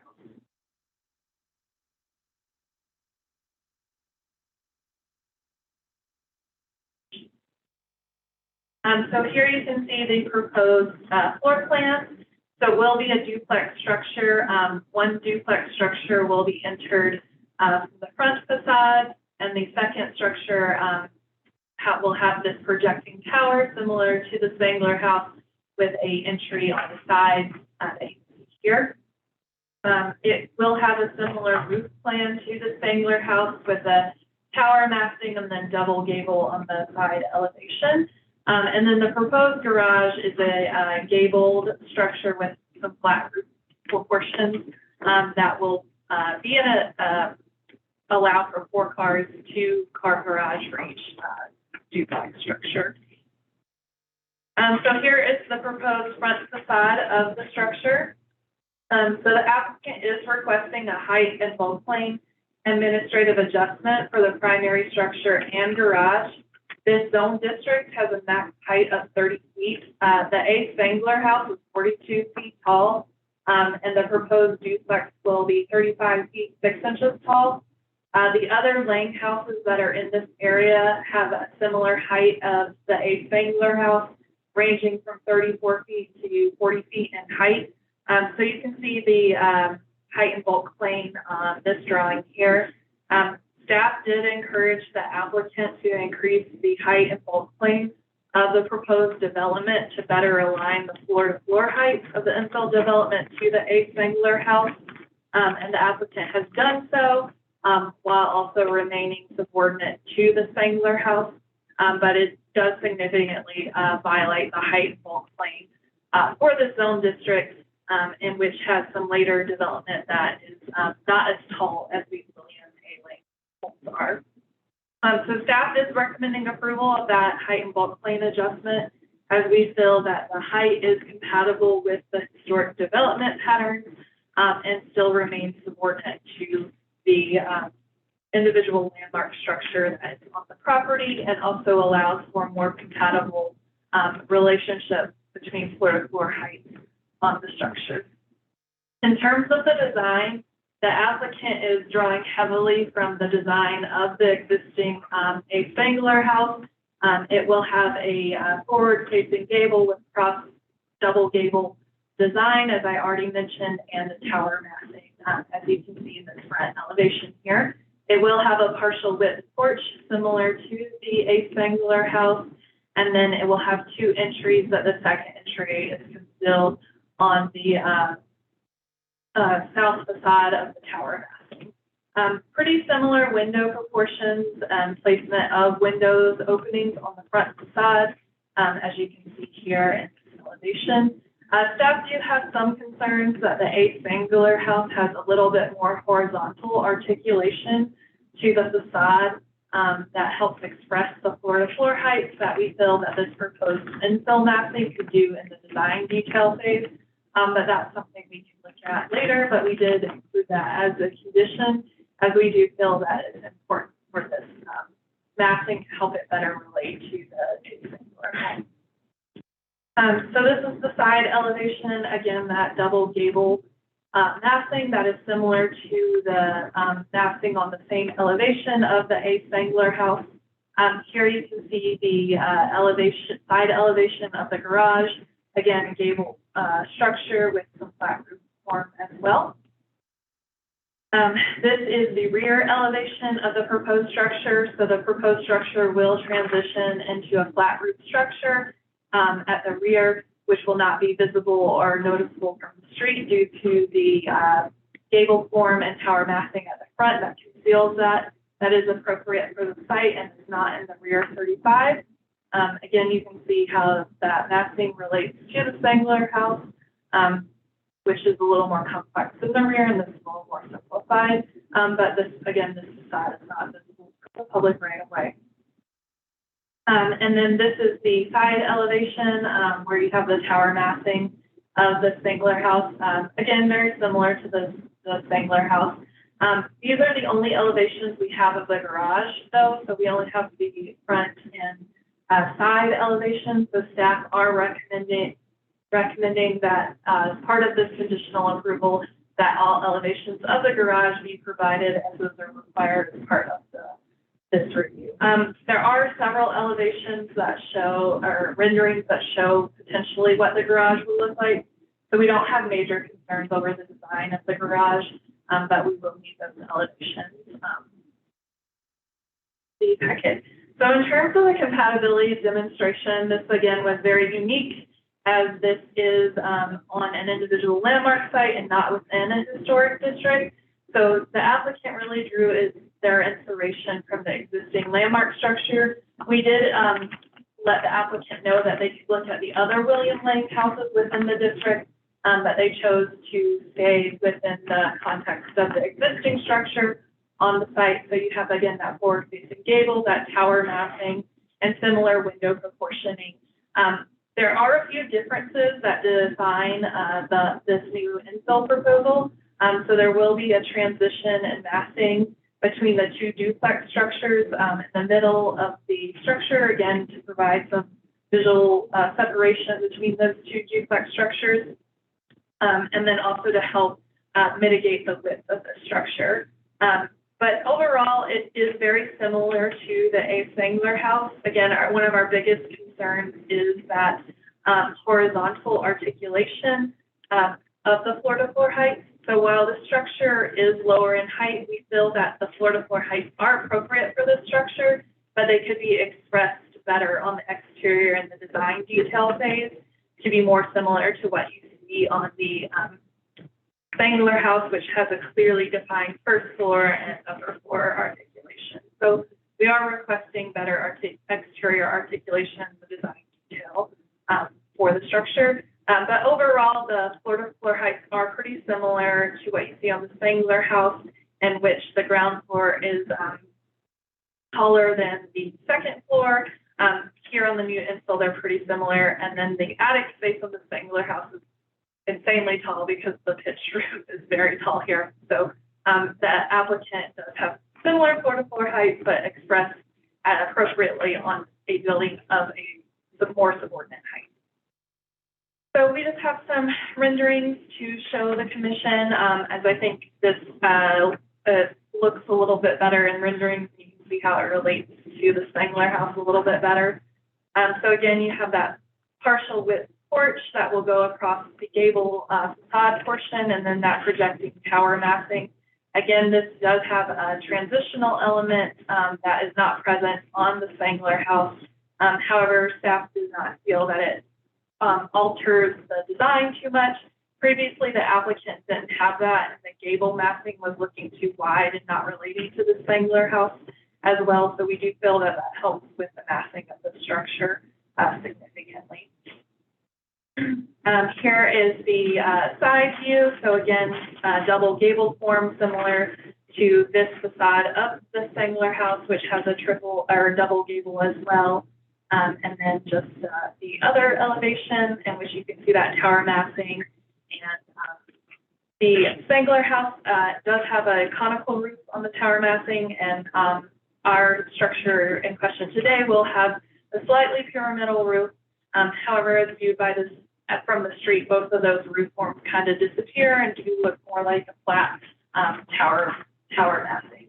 So generally speaking, staff are recommending approval of this proposed infill development as we feel that is contextual to the Spangler House and this lot. However, we are recommending conditional approval, and those conditions be that the floor-to-floor heights are better expressed on the interior to relate to the appearance of the floor-to-floor heights on the A. Spangler House.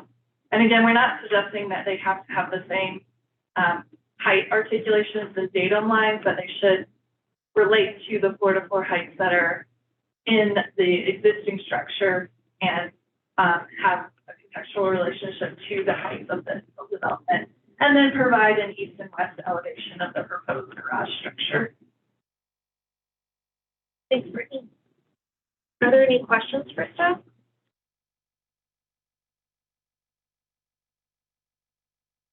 Right, let's hear from the applicant.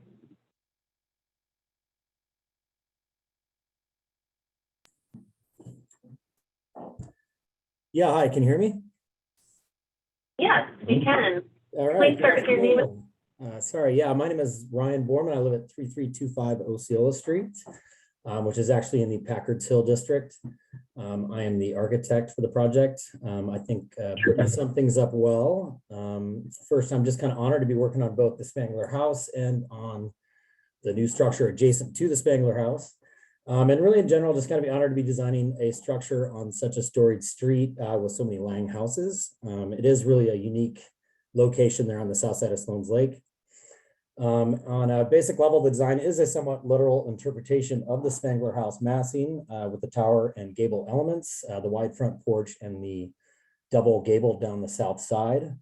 The window sizing and patterns are also kind of a familiar echo of the original structure.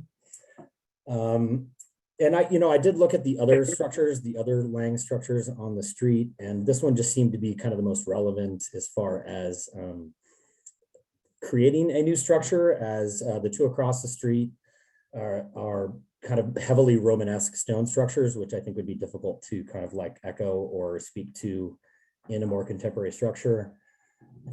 And then the floor heights, roof lines, and other massing elements closely align across both the structures, as Brittany already pointed out, with the new structure actually being slightly lower than the original.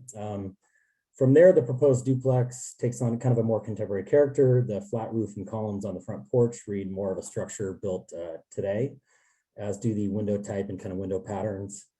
I know that this is only phase one, but the intent is to detail the structure as I'm showing in the renderings in a way that respects and echoes the original Spangler House, but is clearly a modern structure that is respectful and deferential to the Spangler House.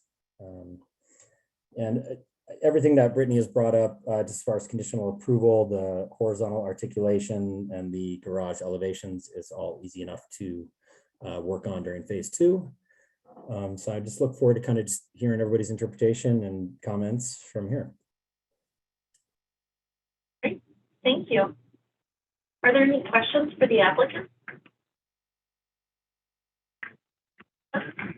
All right, thank you for your time. Okay, thanks. Is there anyone on the line who would like to make a public comment on this project? Please use the hand raise button at this time. What? Sure. You're welcome to unmute. Hi, can you hear me? Yes. Great. This is Stuart Hayden, 2525 Grape Street in Denver, 80207. And I want to recognize the I guess struggle with the design of the building and having a kind of somewhat limited context, historic context to refer to. And I mean, obviously, the design drives inspiration from the A. Spangler House. I guess my concern is that it's kind of too literal of an interpretation, and for me at least, kind of makes for like a weird, like uncanny valley situation where it's like it's almost looks like a kind of a postmodern twin or something of the A. Spangler House, and yet it's just subtly different enough to kind of I don't know, be oddly visually kind of confusing and curious. And maybe that's a good thing, but I find that it kind of detracts from the A. Spangler House, which I think should be the primary concern here. And so in my mind, it's kind of, it's incompatible effectively in its form and massing. I'm not so much concerned about the height bulk plane violation, but I think its width makes it so that's less than subordinate to the Spangler House, and that it's kind of too similar in ultimate massing. So I think it's 40 feet wide as opposed to the Spangler House, which is only 34 feet and some inches wide. And so I think if that were brought in, that would help with the massing at least a little bit, and it wouldn't be as kind of replicative of the Spangler House. And then the design overall, I think, is so similar that it's kind of detracting from the main historic asset there. Anyway, those are my 10 cents. But thank you. Thanks, Stuart. Are there any other public comments? Any other hands raised? All right. Then in that case, we'll go ahead and move into deliberation. What were you saying, George? I think that, well, since it is next to an individual designation and not in a landmark district, some different perceptions apply. Certainly, I think this design, yes, it's sort of compatible next door to the Spangler House. Personally, I think it makes the Spangler House look better. But I don't have, it's different enough not to be a recreation of historic values, and I don't think it detracts from the Spangler House at all. So if it meets the rest of the guidelines, it'd be okay. I was kind of struck by the similarities and the differences between this situation and all of the Kurtz Park that we looked at, because we approved dozens of replicative forms, in district, and so I think this is a microcosm of that. In certain corners of that redevelopment, you have a Queen Anne across from the Queen Anne, which were built 140 years apart. This is just right next door. So, it's an interesting, I guess, philosophical question. If you build something new that looks very similar to the old, on some levels, we do that all the time and say that our guidelines encourage that, and it's just a very small scale version of that. So, I think generally, while it's very unique, as a situation, I think that staff's analysis is general conformance with the guidelines. Something like that.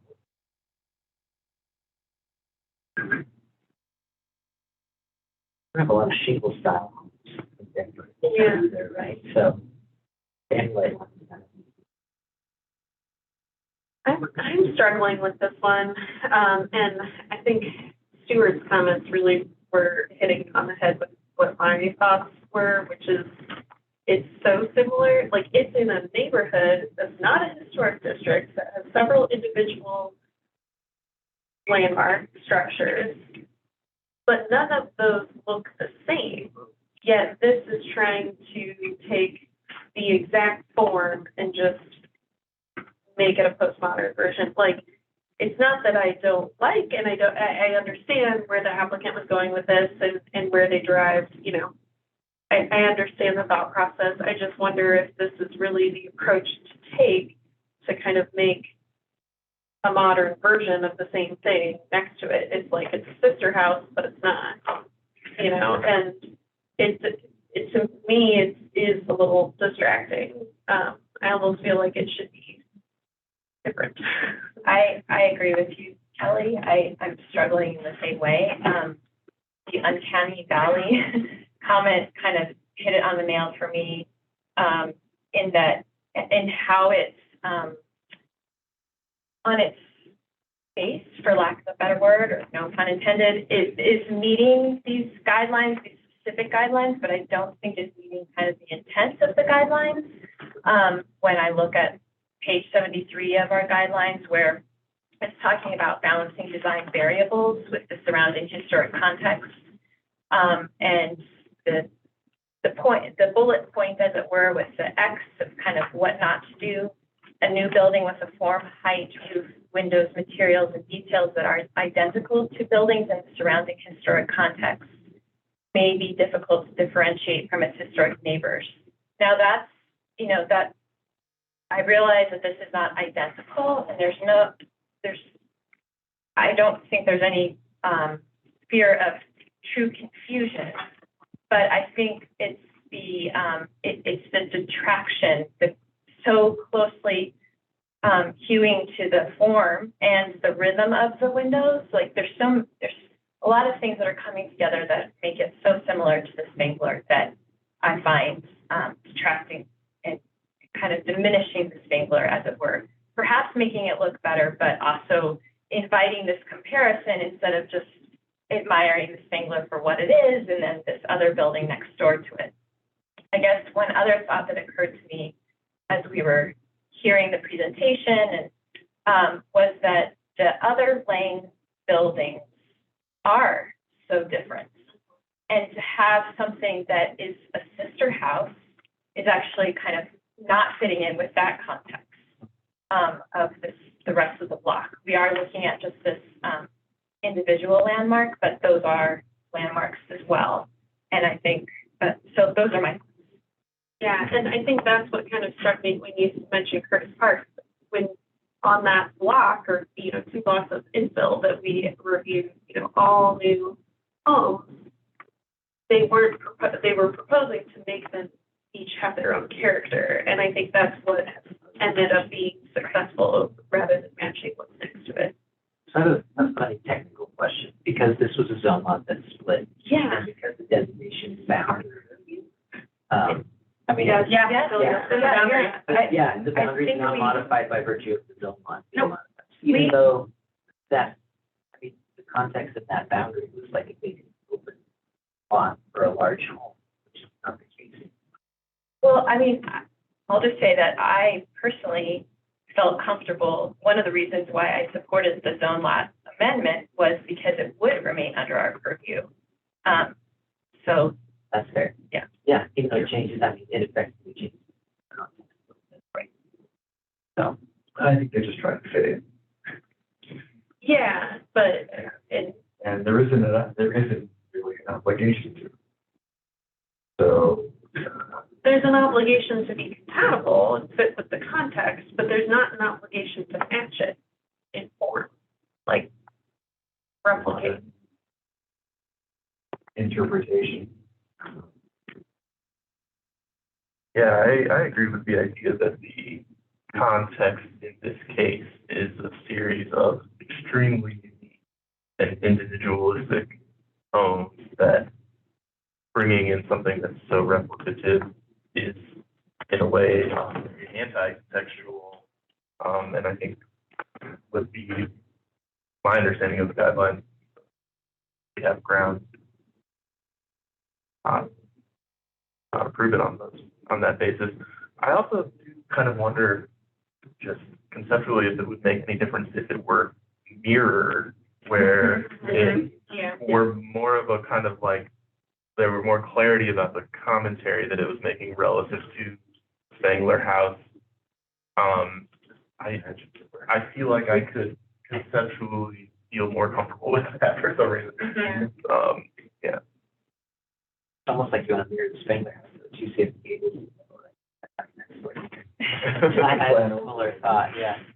I didn't catch any of that. Can you repeat? Oh, I was joking. I said if the 2 gables were in the middle, you could split the Spangler House. Oh, so that they're like, yeah. That's, it was not productive, Jennifer, sorry. It was just so quiet that I couldn't hear it. I wasn't sure the public could hear it, so that's fine. Didn't want anyone questioning what it was. Understood. And I also question whether I could get on board with recommending, ways and height administrative adjustments, but I do agree. I give what staff recommending to the applicant that the floor-to-floor height match makes a lot of sense. But I guess I'm just wondering, says a shorter structure would apply to fine, you know, like, I'm not convinced of that fully by this proposal. If we're saying the context though are 3-story mansions, laying buildings, we're saying that the bulk plane isn't something you get behind. I feel like that's maybe difficult to reconcile. Because would a 2-story Queen Anne kind of, or 2.5-story tradition, you know, not that's the right solution, but would that feel small, or would that be an inappropriate sense of context too? If these were big houses all by themselves when they were built, and the infill around them isn't really cottages or bungalows, it's more 50s, mid-century. Part of me thinks you could almost get away with like a mid-century apartment, right? You know, it depends on how far we take this argument in context, which we should focus on the period of significance, but being an individual landmark, I guess I should look at the period of significance. I mean, it's built 1886, but do you know what that? Well, a real old designation, Yeah. I do not have that. I don't know, there's just a lot of uniqueness. I mean, I guess it's just, in my mind, okay, you're right, you're referring to the historic context, which is typically what we look at. I was looking at the block. I think it's a block sense, you're absolutely right. It doesn't, Yeah, but it's the stepped house down. doesn't make sense. You've got 30 structures on the block, 5 of them. So by volume, the context is not historic, not correct. Not historic either. I don't know. This is a challenge. It is, it's very challenging. And I would like to just say that I do appreciate the applicant's first take at this. And I think, you know, the setback, kind of how it's sited on the property is very, you know, responsive to the Spangler. I think that's spot on. And so things like, you know, how high it is and whether it's violating the bulk plane, I think I remain open-minded about that. But I think, I'd be curious to see mirroring or kind of playing with the forms in a different way that isn't so duplicating the Spangler itself. I would be more appropriate. Conversation without design. It's not our Yes. design, but Right. we talk about mirroring. I mean, what is picking up on like one strong form, but not two? You've got Right, a tower and a gable, but it's a duplex form of two similar types. You know, it's different enough, but it's still maybe just friendly comment there. Yeah. It sounded like you. Yeah. It's something tall, something of the scale, but not a shadow or a mirroring. Right. The way it's gray, I mean, it doesn't really feel like it's just like a shadow. Which is just a record. Yeah, I mean, we're looking at, you know, mass form context only, so we won't make any assumptions of color. And it all gray. As a friendly comment as well with this, to commend the applicant, I do like that it's a duplex, but it has a form that from the street reads as a single family kind of mansion form. Yeah, there's a lot that makes sense. It's just overall, I think, you know, it's missing the mark on really allowing the Spangler to shine and be the individual landmark that it is. It's just distracting.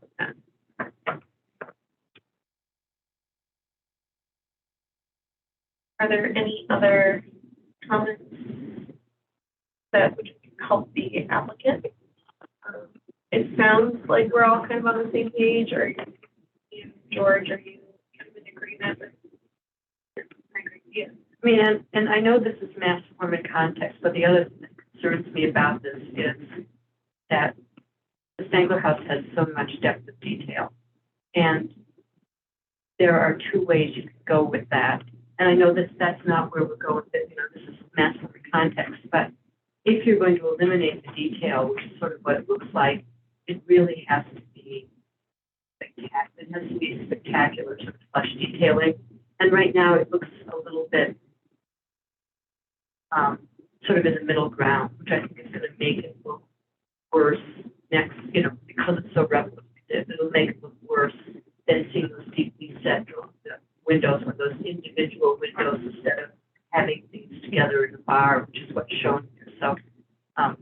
But I totally agree with the other commissioners. I just don't think it's the right approach. It's an approach that is historically compatible with the, with the individual land. Right, so it sounds like, you know, we're gonna have to change the motion, you know, with the discussion that we're having. So we may want to revisit the design guidelines that we're referencing before we do that. Since we haven't really discussed that, because all of the guidelines of the suggested motion are referencing the ones that it's meeting. I think 4.4 is one of the more relevant ones when it's just overall talking about height, mass, and form to be compatible with the historic context.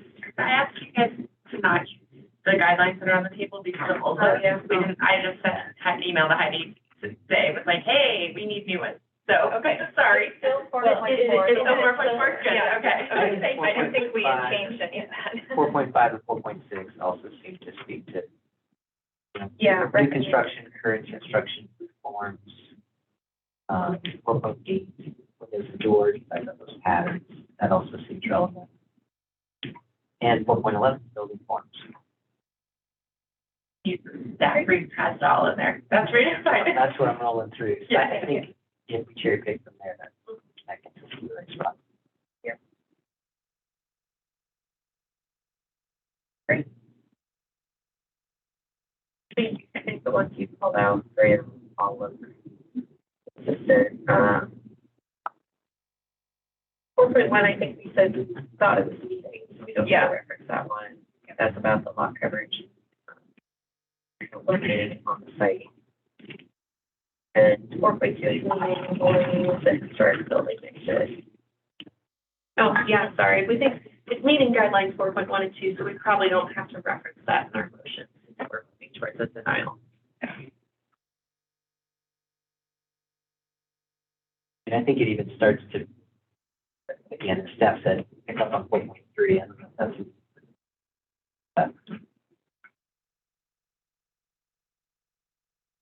Yeah, I think that sounds right. So 4.3, 4.4, 4.5, 4.6. So you could say 4.3 through. And 4.8. And then 4.8 is, I think you just said 4.11. Yes. Yep. Yeah. Okay. All right. Any other discussion before we try motion? Who wants to have that? I'll give it a try. I move to, I won't even reference the full claim. Right. So I move to deny application number 2022-COA-522 for the phase 1 mass form and context submittal at 1446 to 1448 Stewart Street within the boundary of the A. Spangler House designation as per Denver Landmark Design Guidelines 4.3 through 4.6, 4.8, and 4.11, character defining features for the A. Spangler House, presented testimony, submitted documentation, and information provided in the staff report. Erica? Wait a second. Second. Thank you, Larry. All right, I'll call for the vote. All those in favor? Aye. Opposed? No. Opposed? Okay. And abstain? All right, so we have 5 in favor of the motion and 1 abstain. No, opposed. Or opposed, sorry. One opposed, George. So the motion passes. Project is tonight. And you can work with staff to come up with an alternative design. All right, so the next project up for design review today is our last one, 2022-COA-502 at 2401 Larimer Street. I'm also square. This is in the Ballpark Historic District, and this is a non-contributing building to the district. The commission did approve significant facade renovations to this building recently. They're somewhat reflected in some of these drawings, and not in some of the drawings. The applicant is proposing a new sign package. A total of 5 signs is proposed. So 2 wall signs are proposed on the building fin that you can see here, one facing the north and one facing the south. This is a aluminum face sign with white halo illumination.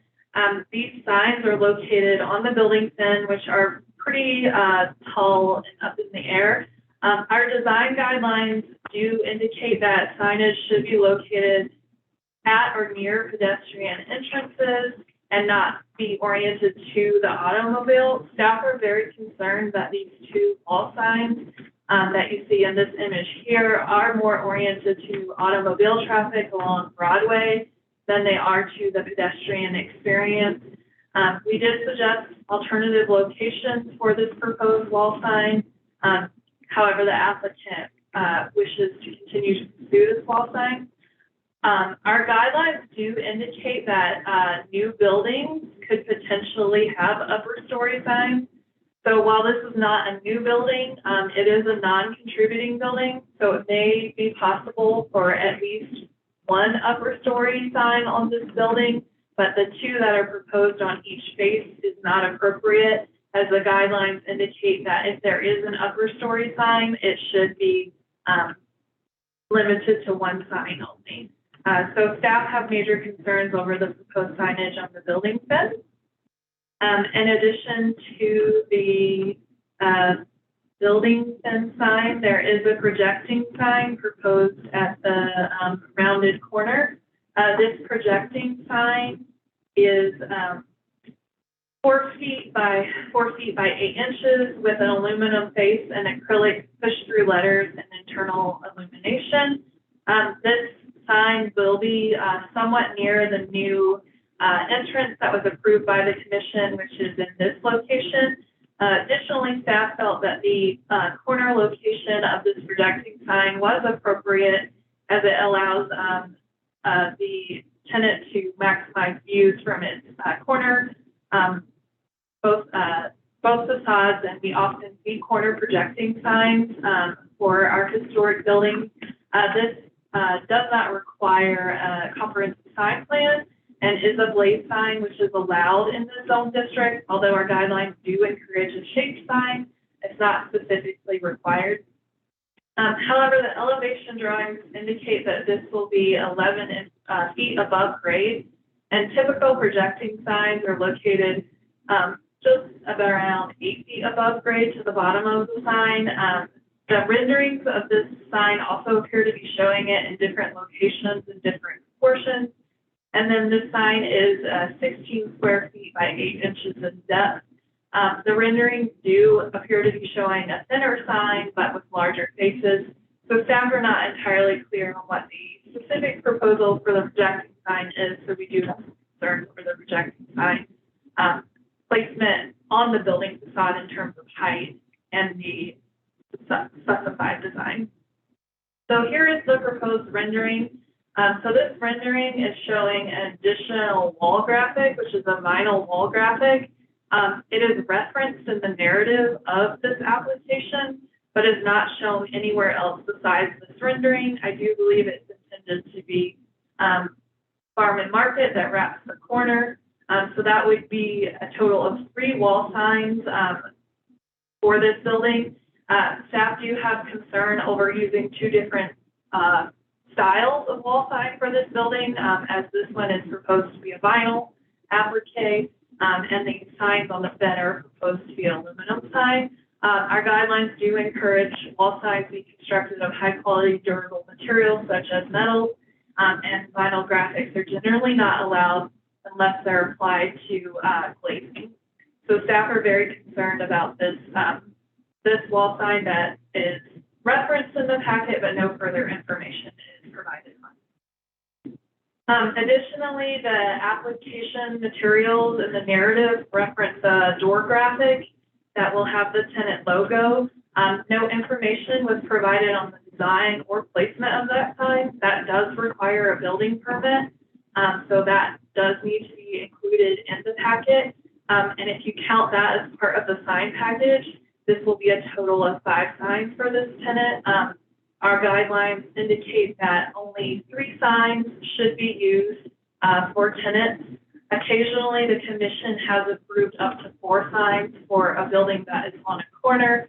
However, we don't feel that the 5 signs are appropriate due to their placement and what the guidelines suggest in terms of pedestrian-oriented friendly signs. So we do have concerns over the number of signs and the placement of signs. So staff are recommending denial of this application as the materials are not complete and the building is oversigned. And additionally, there are some concerns over the material construction and placement of some of the signs. Thank you, Brittany. Are there any questions for staff? Can you clarify if this is a contributing or non-contributing? It's a non-contributing building. And I believe you said this at the beginning, sorry. Have we reviewed the other exterior? If we reviewed the other, I think I missed that. You have approved these exterior alterations that you're seeing in this rendering here. So this is the most current of what the exterior alterations. I thought I heard you say that, but I didn't see it in the staff raise and I missed that meeting. I need one more clarification. Sure.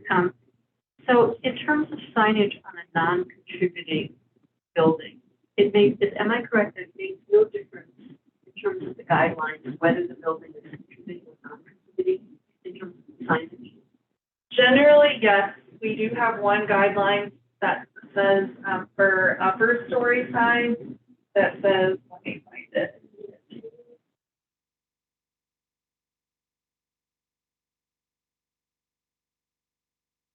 So 6.4 says locate signage on a commercial building consistent with traditional patterns. And then 6.4C says for new buildings, only locate signs above the first floor level if sign location is integrated into the building's design that is essential to identify a primary tenant, and location is limited to one location per facade and typically just below the roof cornice. So that is the only kind of exception. I'm sorry, can you just repeat the 6.1 again? It's 6.4. 6.4C, yes. Okay. It says for new buildings, and again, this is not a new building, but it's also not a contributing building. No, I'm sorry, what was the first thing you said that was not about the contributing, not about the new building? This is not a new building, which the guideline says for new buildings. No, I'm sorry, the first thing that you said, which was before you got to the new building. Oh, I was just reading the main guideline, which says locate signage on a commercial building consistent with traditional signage patterns. Okay, that's traditional with got it. Thank you. Thank you. Any other questions for staff? Here's from the applicant.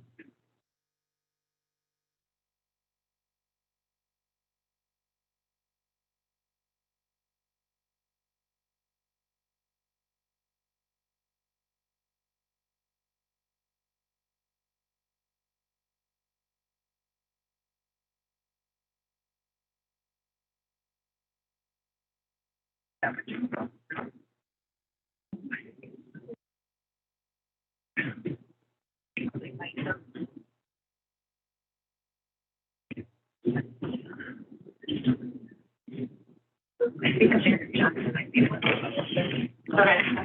She thinks Amanda's with us. Okay. Amanda's probably a applicant as well. I think she did. All Hi, right. everyone. Me? Yep. Yep. Awesome. I do have a presentation I can share if I'm able to. Otherwise, we can just talk. Am I able to share a PDF on my screen or no? Unfortunately. Yeah, no, any presentations need to be sent to Landmark in advance, because we don't allow screen sharing.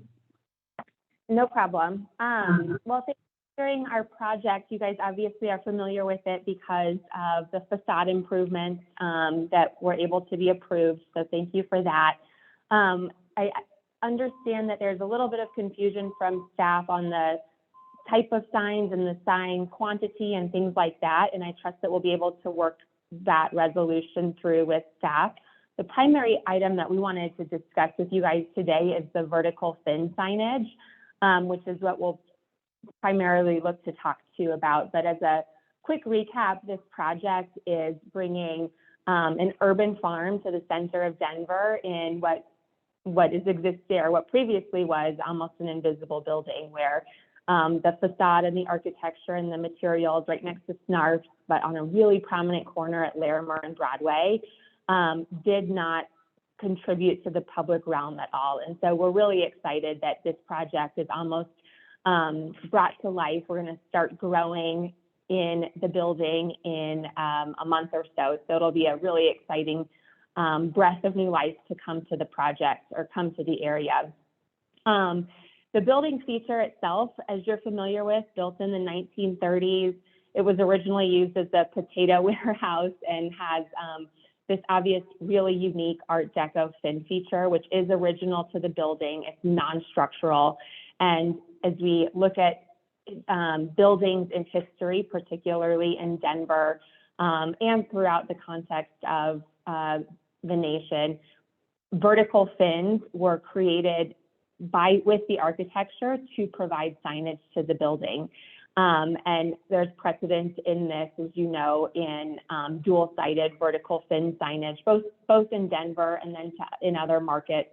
And I think that some of those were included in our application materials for your reference. But what's really important about this is the scale in which this existing fin provides signage to the street. And I know one of the comments that staff has, or staff expressed concern about, is signage being oriented to the pedestrian versus the vehicular passerbys, and the scale at which this sign on top of a one-story or coming out of a single-story building is really organized to the pedestrian, both at this view as well as the view from Broadway and Larimer.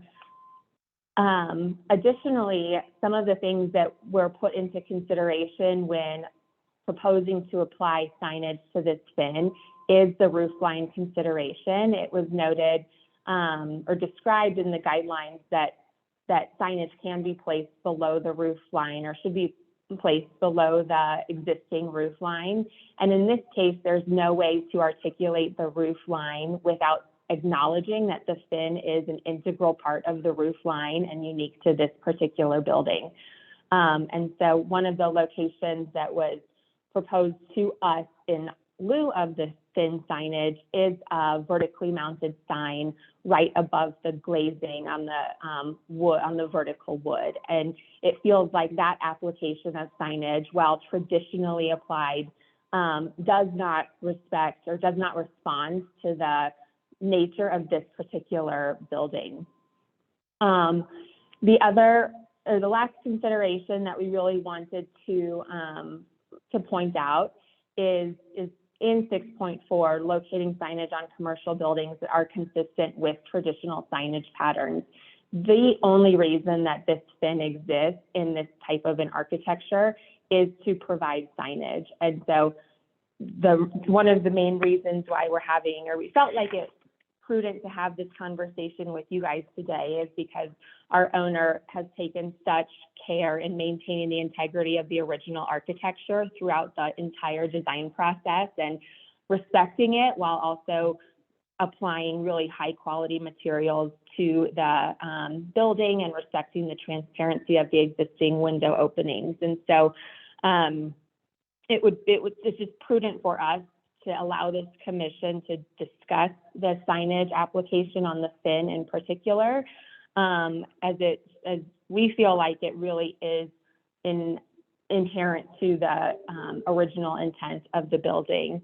And while we understand the staff's conclusion, we also wanted to acknowledge that the historic architecture of this building in particular yields a signage application that might not be typically applied to contributing buildings.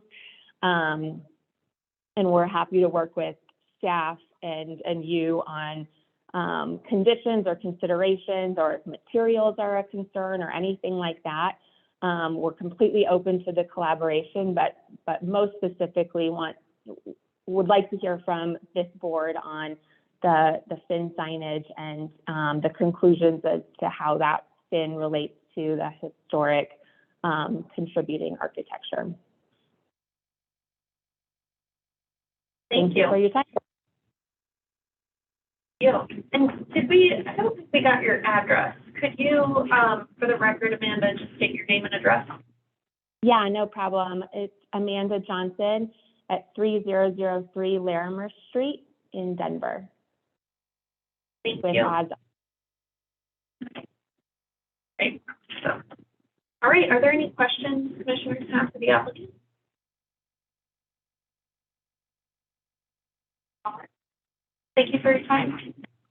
And is there anyone on the line who would like to provide public comments on this project?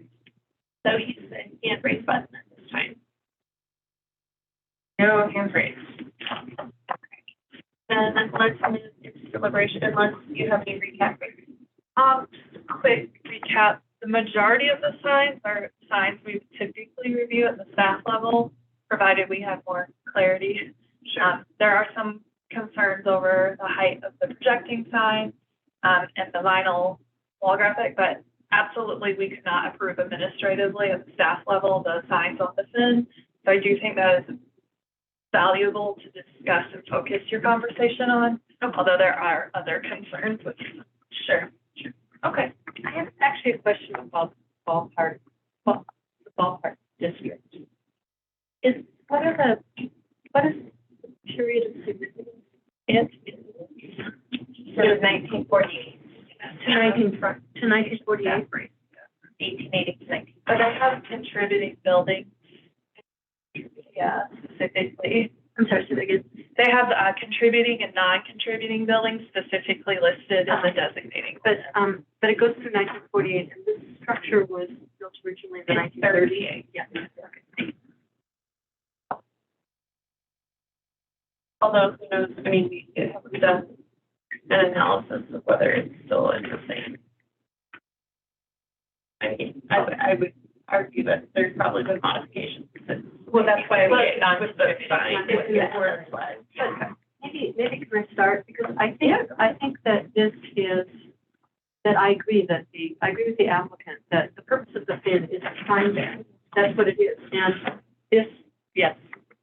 There was a sign before it got painted, at least 15 years ago. And that was probably not even your, I'm sure it wasn't the original. Yeah, I guess for the public, there's a sign on Google Street View. So I agree that. And I was going to say it's because the period of significance includes Deco buildings, includes the building that was here. And so while I appreciate very much the signage guidelines, I think they maybe maybe this particular case was not one of the things that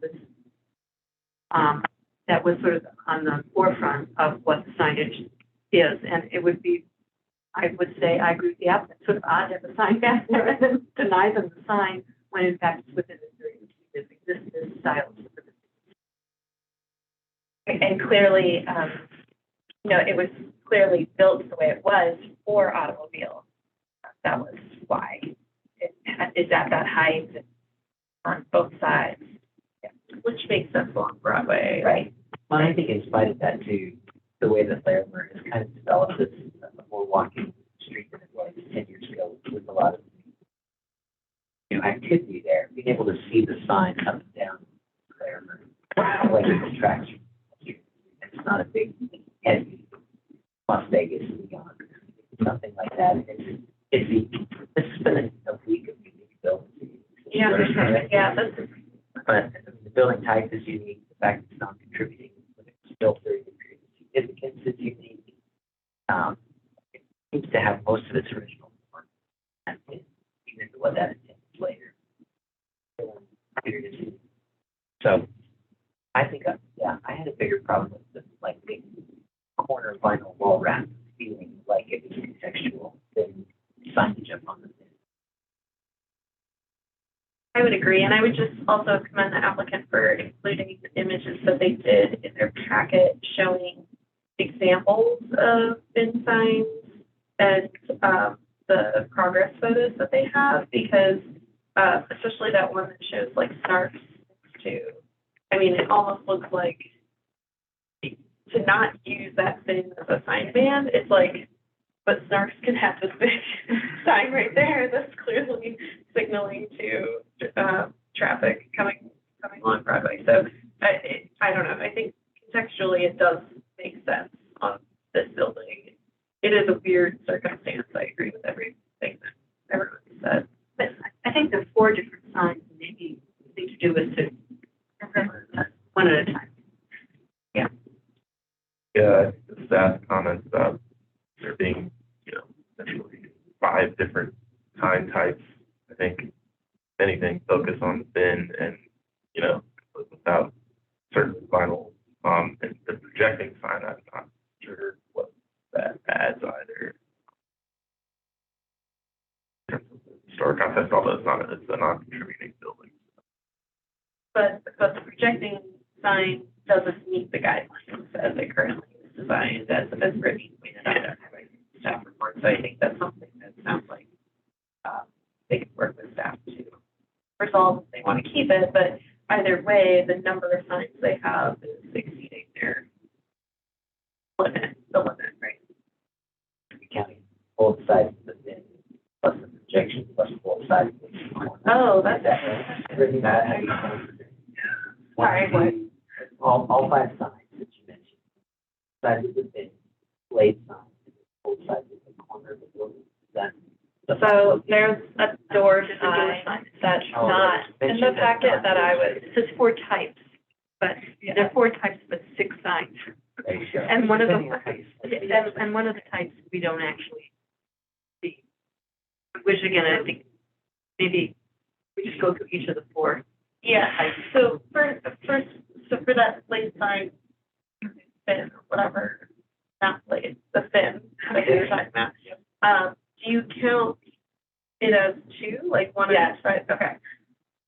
Okay, so we've got our sign type. 3 wall signs, 2 on the fin, 1 vinyl window graphic, 1 projecting sign, and then a door graphic that's not included in the submittal. So those are the 5 signs. Okay. Got it. So we talked about the wall signs on the bin. Let's talk about the wall sign, the vinyl graphic. On the corner. Yes. Any comments on that? I think from a guideline standpoint, staff's concern was that it wasn't a durable material. And being that this isn't a contributing building, how we feel about it historically or not versus how it might be the guidelines for materiality or installation. Maybe the perspective we need to take there to be more talented. But even on our non-contributing buildings require high quality materials. That's unchecked. So Yeah, if the okay, sorry, design- I agree with you. Certainly in 1938, they weren't wrapping a big artistic corner of the building with letters. But to meet our guidelines, that was set off with or something like that.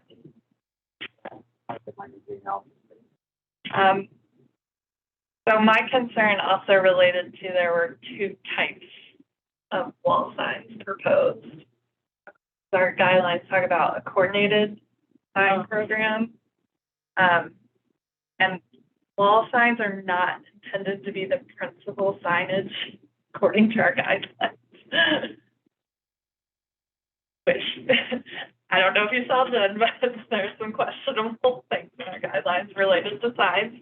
And we are updating this, but that's not right now. Yeah, that's phase 3. Yeah. But when you say 2 types of wall signs, you're talking about the aluminum signs on the bin and the vinyl signs on the. They're 2 different materials. Materials. Construction. But, and then also the fact that it's vinyl, which we know. Yeah, because I would sort of go with what Graham was saying. It's really the vinyl that's the issue. Because again, the fin is kind of a unique condition because of the age of the that wall sign, and wall sign seems like the wrong, I kept what we're talking about wall sign, it seems like the wrong terminology, but to equate that sign one on the vinyl doesn't seem appropriate, but the vinyl's not appropriate anyway, so Yeah. I would say, I guess they could they could propose to put the aluminum sign on the side, but I don't know that, yeah, on the corner of it, yeah. Then it comes down to the question of two different sign types. Yeah, yeah. The upper sign and the corner sign. But whether, so like we're splitting here. Yeah. I would say all these signs are reversible too on the non-historic. They're not contributing. Any other comments on the wall signs? If we're trying to go through each individually, maybe next we move to blade sign. I think the blade sign has more context in the existing photo of the awning with the blade sign above it, that it does kind of hang there by itself. But that awning is long gone. Just that sort of corner market or whatever it was with a fixed awning. I know there were some inconsistencies that were a concern that staff brought up. Generally speaking, I don't know that a blade sign is compatible here. Not really that wide.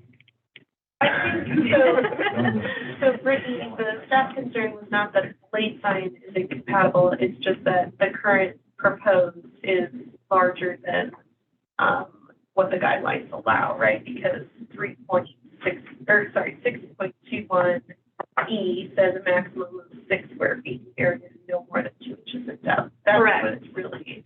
Correct. And then the height is also correct. Okay. So I would agree with that. I think that's clearly stated in our guidelines, and it's like they could easily, but as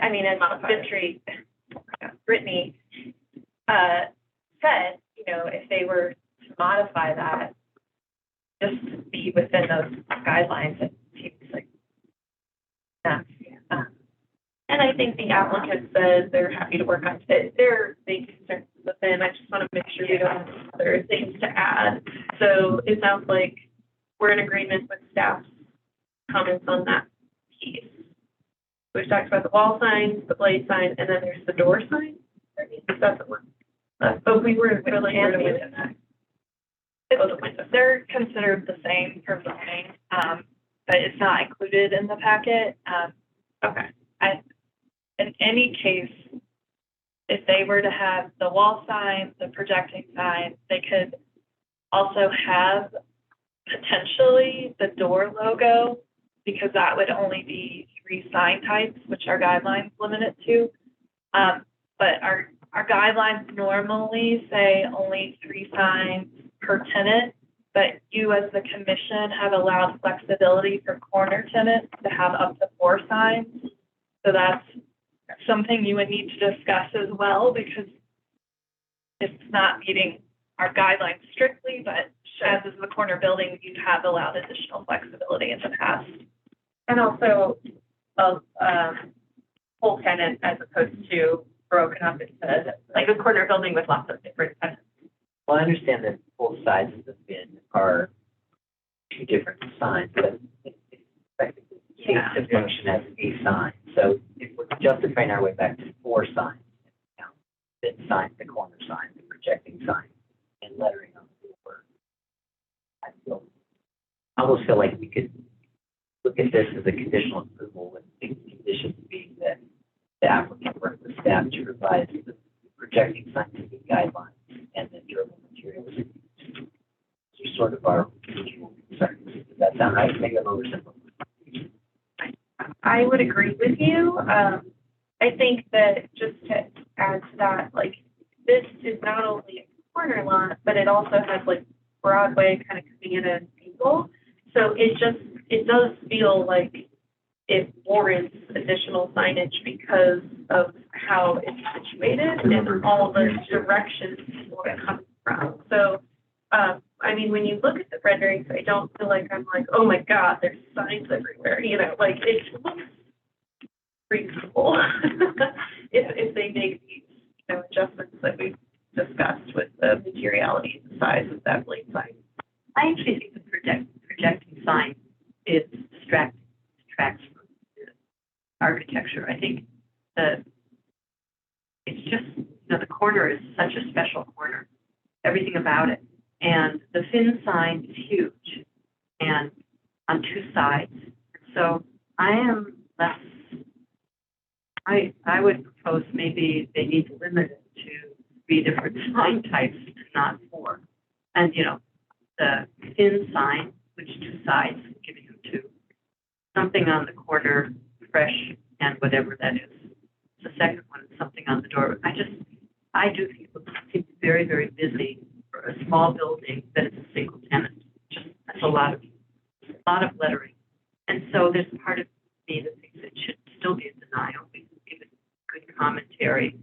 But my friendly comment is that the one on the projecting one is really not necessary. And if the guidelines had to do sort of with the guidelines in general for signage had to do with making the signage subordinate to the building. That sign doesn't fulfill that. I can see that it's, I don't know, the sense of non-contributing. Sorry, Bridget, what did you have to add? I would encourage the commission at minimum to do a conditional approval that allows the thin signs, because it sounds like you're comfortable with those. So if you do a full denial, they would have to come back at a later date. Because again, I can't approve this administratively. The rest I can. So if they make modifications to them, I wouldn't necessarily bring them back to y'all. And I guess just speaking to your point, Anne, I mean, I get what you're saying aesthetically, and I don't disagree. I do think that thinking about this as a broader context, I think walking down that street, having that projecting sign does communicate to a pedestrian in a way that probably the big thin, you wouldn't necessarily be able to read the sign fully there. But I do think from a kind of urbanism standpoint, it's Especially coming from, and I'm sorry, I've lost track. I think it's Larimer from the left of the image, the rendering that we're looking at. If you're 24th, if you're walking along 24th along the building, you wouldn't see that fin. And yeah, so to know what this is it the place you are looking for, et cetera. That's right.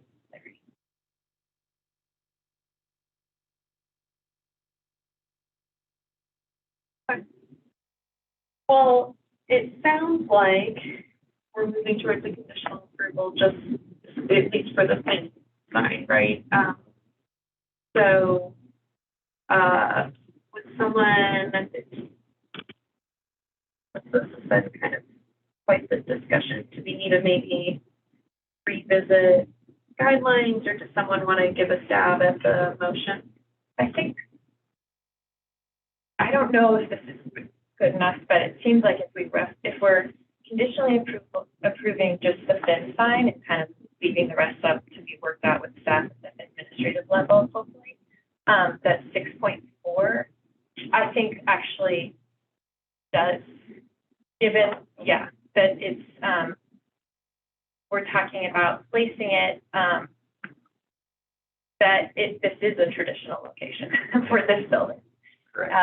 And so it makes sense for that design guideline. I don't know if there's other ones that feel should be referenced, Brittany or Jen, but that one seems to kind of hit the mark. Does the motion then become conditional application for the fixed sign only with the condition that other signage be reviewed and approved by staff? Yeah, and I mean, I think we could still reference like, what was the, 6.21, the projecting blade sign, which we know needs to be modified to meet the guideline. And wall sign 6.13, if that addresses that corner that we were talking about. I think you should should also have something to reference the number of signs, because if you're saying that they, to work with staff, then the number of signs would have to be limited, so then having. What's that? Yeah, something, and I'm not sure how that works, because if you're saying work with staff and the rest. I don't really, I mean, 6.7 does talk about, minimizing clutter, but I don't see one that says number of signs. Yeah. 3 signs. It's 6.7A is limit the number to 3. Oh, it does. Okay. Yeah, and then just to confuse things, 6.3B is about the types of signs. Right. Yeah. So you guys could do some sort of motion about the limiting it to the 3 types and explain what those types are, and limiting or allowing a number of signs, which are whichever types, but to work with staff on the details or something like that. Does that seem like a reasonable? That way you're not saying it has 4 signs and they all end up being projection signs or something like that. Yeah, what if it was a conditional approval with 2 conditions? First condition, that the correct number of signage per guideline 6.3 and 6.7 be met. Well, we're saying that we are allowing more than that. So we have different. Well, Andy mentioned 3 and 7, or some of the churches were back then, but then Larry talked about 2. Are we split there, or do we feel good about it? I think we're split there, yeah. I'm okay with more than 3. As long as the staff reviews it, I'm fine. I'm not trying to, I don't want to derail this because we're close. Okay. Exactly. Okay, so I guess that first condition would be, I think that there's a differentiation between sign types and signs. Yeah, there is. And that's important. I mean, to me, we've said, okay, we can have 3 different sign types. There. Which is Actually, guideline. I'm sorry, 4 different sign types. Because what's on the fin, what's on the wall, what's projecting, what's on the door. So we've said we're okay with 4 different sign types. And as to how many of each of those there are. So per zoning, the thin signs are counted as wall signs. Yeah. Oh, That's so why. the wall, a blaze, That's why. so, and window, right, is the door. Yes, so there are only 3 types proposed. So they're feeding that. that. So we don't have to address that. We just need to address the number. Correct. Okay, but I think it's important to say the number associated with the types, because if you say you can do 4 and then you don't address types, and that's like work with staff, it could in theory be 4 wall signs or 4 blaze signs, or and they're projecting. By the way, they're not blaze. And since the thin sign is technically 2, do we want to allow 5? Because we were counting that as like 1, but that's not how staff's going to count it, right? So staff counts it as 2 thin wall signs, 1 vinyl wall graphic sign, 1 projecting sign, and 1 door graphic. So that's 5. And we're saying, and as a group in deliberation, we've discussed that we're comfortable with that number. So I think maybe we say, due to the site, the corner lot, finding 5 circumstances of this. We're allowing 5 total signs of 3 types. The 3 types, that means that are you okay with the vinyl wall graphic? We're not okay with vinyl. Well, with the second And so the condition, that conditions is- will address that. Okay. But I guess what I'm confused by is, do we make it a condition when we're? And I would say normally you only allow up to 4 for corner buildings, 2 per frontage. So 5 would be an additional exception. Yeah, I think that we're not seeing the other side of the vinyl sign. Doesn't say farm and market. It's one, it's counting 1 that wraps the corner, correct? Oh, I see. I think it's, considering that it's 2 signs, really, if that was like the snarf sign, which is a double-sided sign, it's 1 sign. 2 signs. Considering the fin is 2 signs. Yeah, I can't do that for zoning. Zoning is gonna count that as side. But if we But this one is say one we're side. okay This with is our, five. if we define it for the landmark ordinance, it's one sign element that has two sides. Well, no, I That- think Brittany's right. We can't like rephrase like what the number is, because they're gonna say the number is that. We just have to state if we're okay with Well, we 4 all or understand 5. 5 and 6. Right? Well, I don't know. I think we should, just for simplicity's sake, still understand it as 5, but the reason why we're comfortable with that is because the fin is this architectural element that is supposed to be a sign on either side. Perfect. So we have a corner which justifies 4 and a fin which justifies 5. Yes, right. So that would mean you're okay with the wall sign on that corner? Yes. Okay. The wrap. As long as it's not like final. Okay, I just want clarity Yeah. for myself. So one of the conditions is to revisit the material and to Provide a high quality material. What about materials that meet our design guidelines? Yeah. That works. Yeah, simplify it. So effectively, we're saying we're okay with what has been presented. If the corner vinyl currently proposed meets the guidelines for materiality, And and then, if the blade Blade sign sign meets our guidelines for size and location. yes. Yep, and There they you go. have to submit the sign on the glass, which they haven't done, to staff. Three because that's- three yes. conditions. How's that? Right. Oh. Can I try a motion? Yeah, with yeah, this? try it, yeah. Are we ready for this? Yeah. Madam Chair, I move to approve and sign the application number 2022-COA-502 for proposed signage at 2401 Larimer Street per design guidelines 6.3, 6.4, 6.7, 6.13, and 6.21. Character defining features for the ballpark historic district, presented testimony, submitted documentation, and information in the staff report with 3 conditions. 1, that the corner sign presented as final be revised to meet landmark guidelines for materiality. 2, that the blade sign, blade wall sign. Projecting sign, I'm sorry, not blade, lighted projecting sign, be revised to meet size and location requirements for the guidelines. And condition number 3, that door signage be submitted to staff. Great, thank you, Grant. Do we have a second?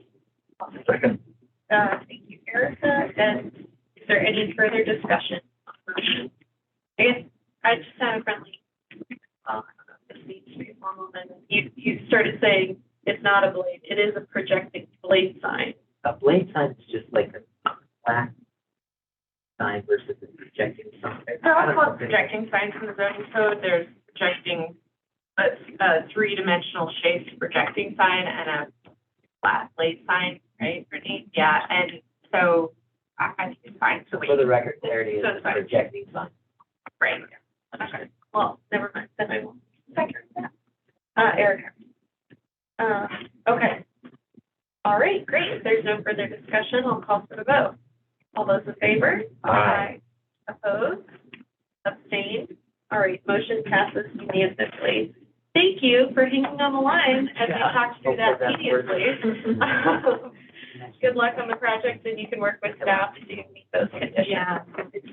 All right, we've had no discussion or business items, is that correct? That's correct. I did send you all, an email that we have potential to get a scholarship sent to commissioners to the Colorado Conservation Saving Places Conference in February in Boulder. Not necessarily to actually do mileage and all that, but since if you all would like to, registration for it, I can do that. So if you have interest in that, please send me an email, respond to the email I sent last week by this Friday. Let me know. And it's a potential scholarship. I think it's not a, like it's first come, first serve, I think, but they have a pot of money, and if it's full type of thing, but we have had success in the past, so let's see what happens. All right, and it's also offered to the Lower Downtown Design Review Commission. Okay, so put that on. All right, well, thanks everybody else. Go ahead and close the meeting.